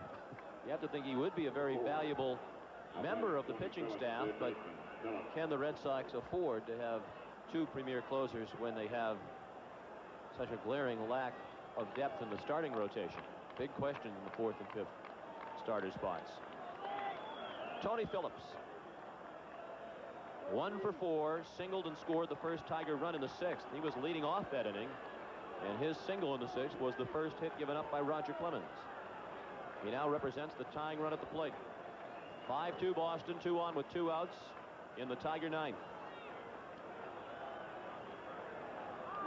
And if you're curious, Phillips is not much of a long ball threat. Just 4 home runs last year and 451 at bats.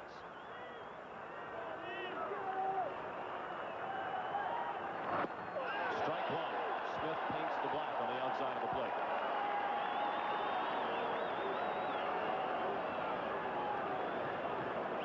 The outfielders now should be thinking along the lines that the runners on base mean nothing to me in this ball game. It's the guy at the plate that I want to prevent from getting into scoring position. So they'll be thinking a bit deeper. Their thoughts will be backpedaling rather than coming in to charge a ball.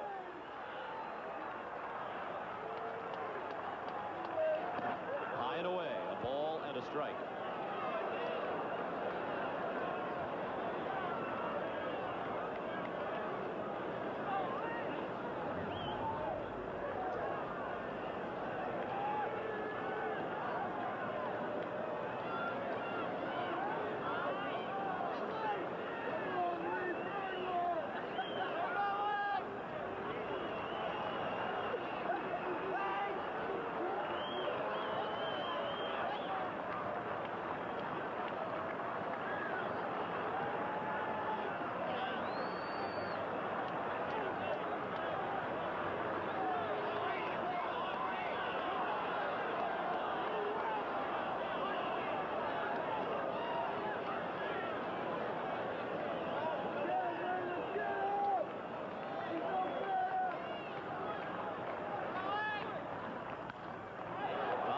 Play, a ball and 2 strikes.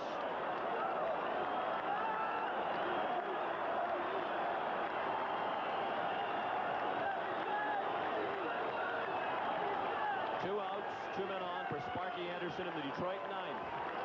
Boston has a 5-2 lead. 5 of Lee Smith's 25 saves last year against the Tigers, his highest save total against any team a year ago.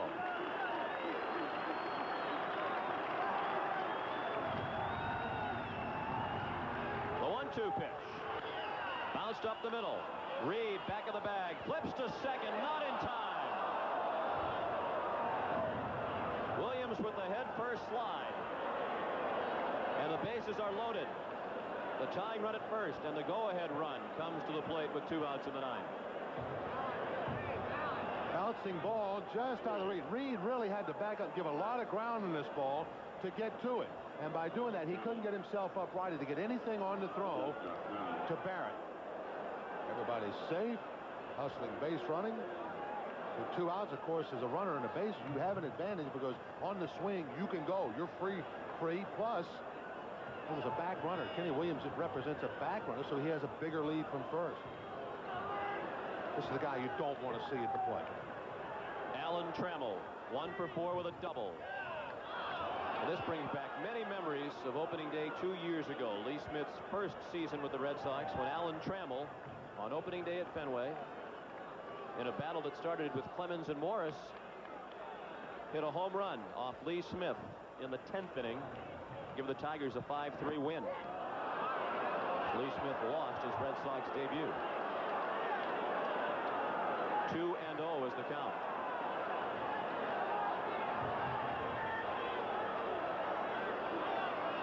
Gary Ward, the runner, at third. Ken Williams at second. At first base, Tony Phillips.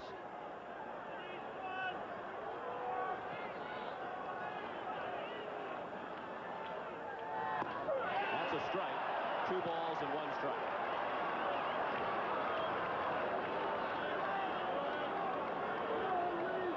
Alan Trammell may be figuring that this pitch is a bit high, but you're hitting in that 2-0 situation in this ballpark in a very stiff breeze at the time he took that pitch.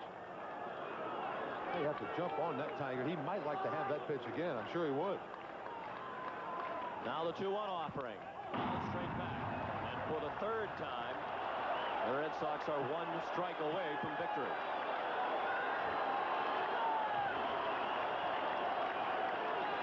They are also 1 swing away from the potential nightmare.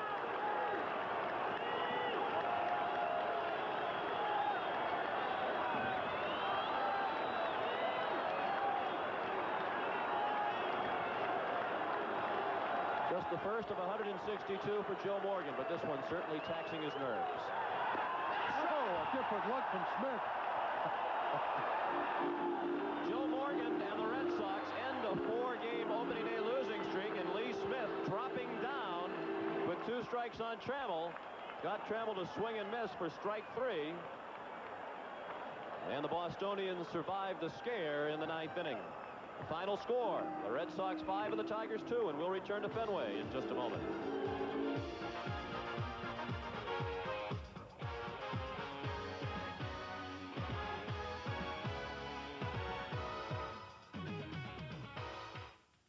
Rocket science is hard. New Busch Light is easy because it's cold filtered to make it the easiest drinking light beer around. So after a hard day, remember, New Busch Light is easy, which makes it a very easy choice. Let's review. Playing dodgeball. Ooh, that's hard. New Busch Light is easy because it's cold filtered to make it very easy drinking. New Busch Light is easy.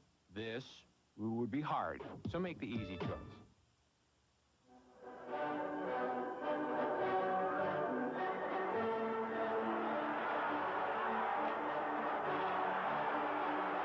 This could be the year the Bruins break through.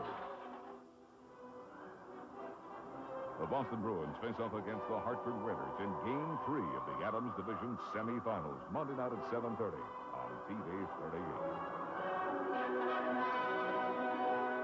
What do you want on your headstone, Joe? What do you want on yours, Felicity? Innocent Americans held hostage. Terrorists brought to justice. Burt Lancaster, Eva Marie Saint, Robert Culp, Rebecca Schaefer. Filmed on location, on board the ship where it actually happened. A true story, a movie loft event, a world premiere motion picture. Voyage of Terror, the Achille Lauro Affair. Coming to TV 38 Tuesday, May 1st. The Red Sox didn't hit any home runs in today's opener, but there's always Friday night's game against the Milwaukee Brewers.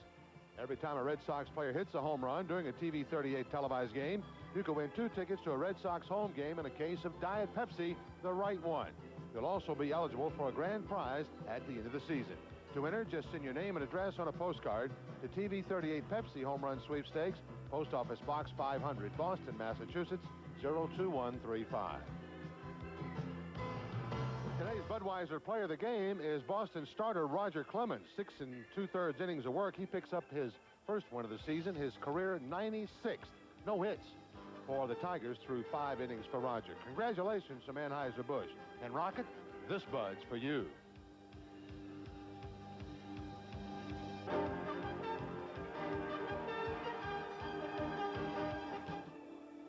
The totals for this afternoon's opening day for the Red Sox: 5 runs, 8 hits, and 2 errors. They left 8 men on base. For the Tigers, 2 runs, 5 hits, and 2 errors. They stranded 9, including leaving the bases loaded in the 9th inning. Roger Clemens, the winner. Jack Morris, the loss, and Lee Smith came on to pick up the save. Time of the ball game, 2 hours and 47 minutes before a standing room only crowd of 35,199. Plenty of heroes in this ball game for the Red Sox. Monty mentioned Roger Clemens and his strong 6 2/3 innings. The offensive star of the day was Dwight Evans. Had 1 hit in 4 trips, but his 1 hit the biggest hit of the ball game. With the bases loaded in the first, he rips a double to the triangle in center. Well, the matchup against Evans and Morris, or with Evans and Morris, is still very evident. Big blow for the Red Sox in this ball game, those 3 runs, and to clear the sacks as Burks scores all the way from first on the 2-base hit. Other stories of the day, certainly before the ball game, the reception for Bill Buckner, greeted with a tremendous standing ovation from the sellout crowd. Wade Boggs had 3 hits in 4 trips today, now has 1,600 hits for his career. He also scored twice and drove in a run. And Kevin Romine looked sharp at the plate. The Red Sox a winner on opening day, and it was a dramatic ending, but a game that the Red Sox until the 9th seemed to have in control throughout much of it.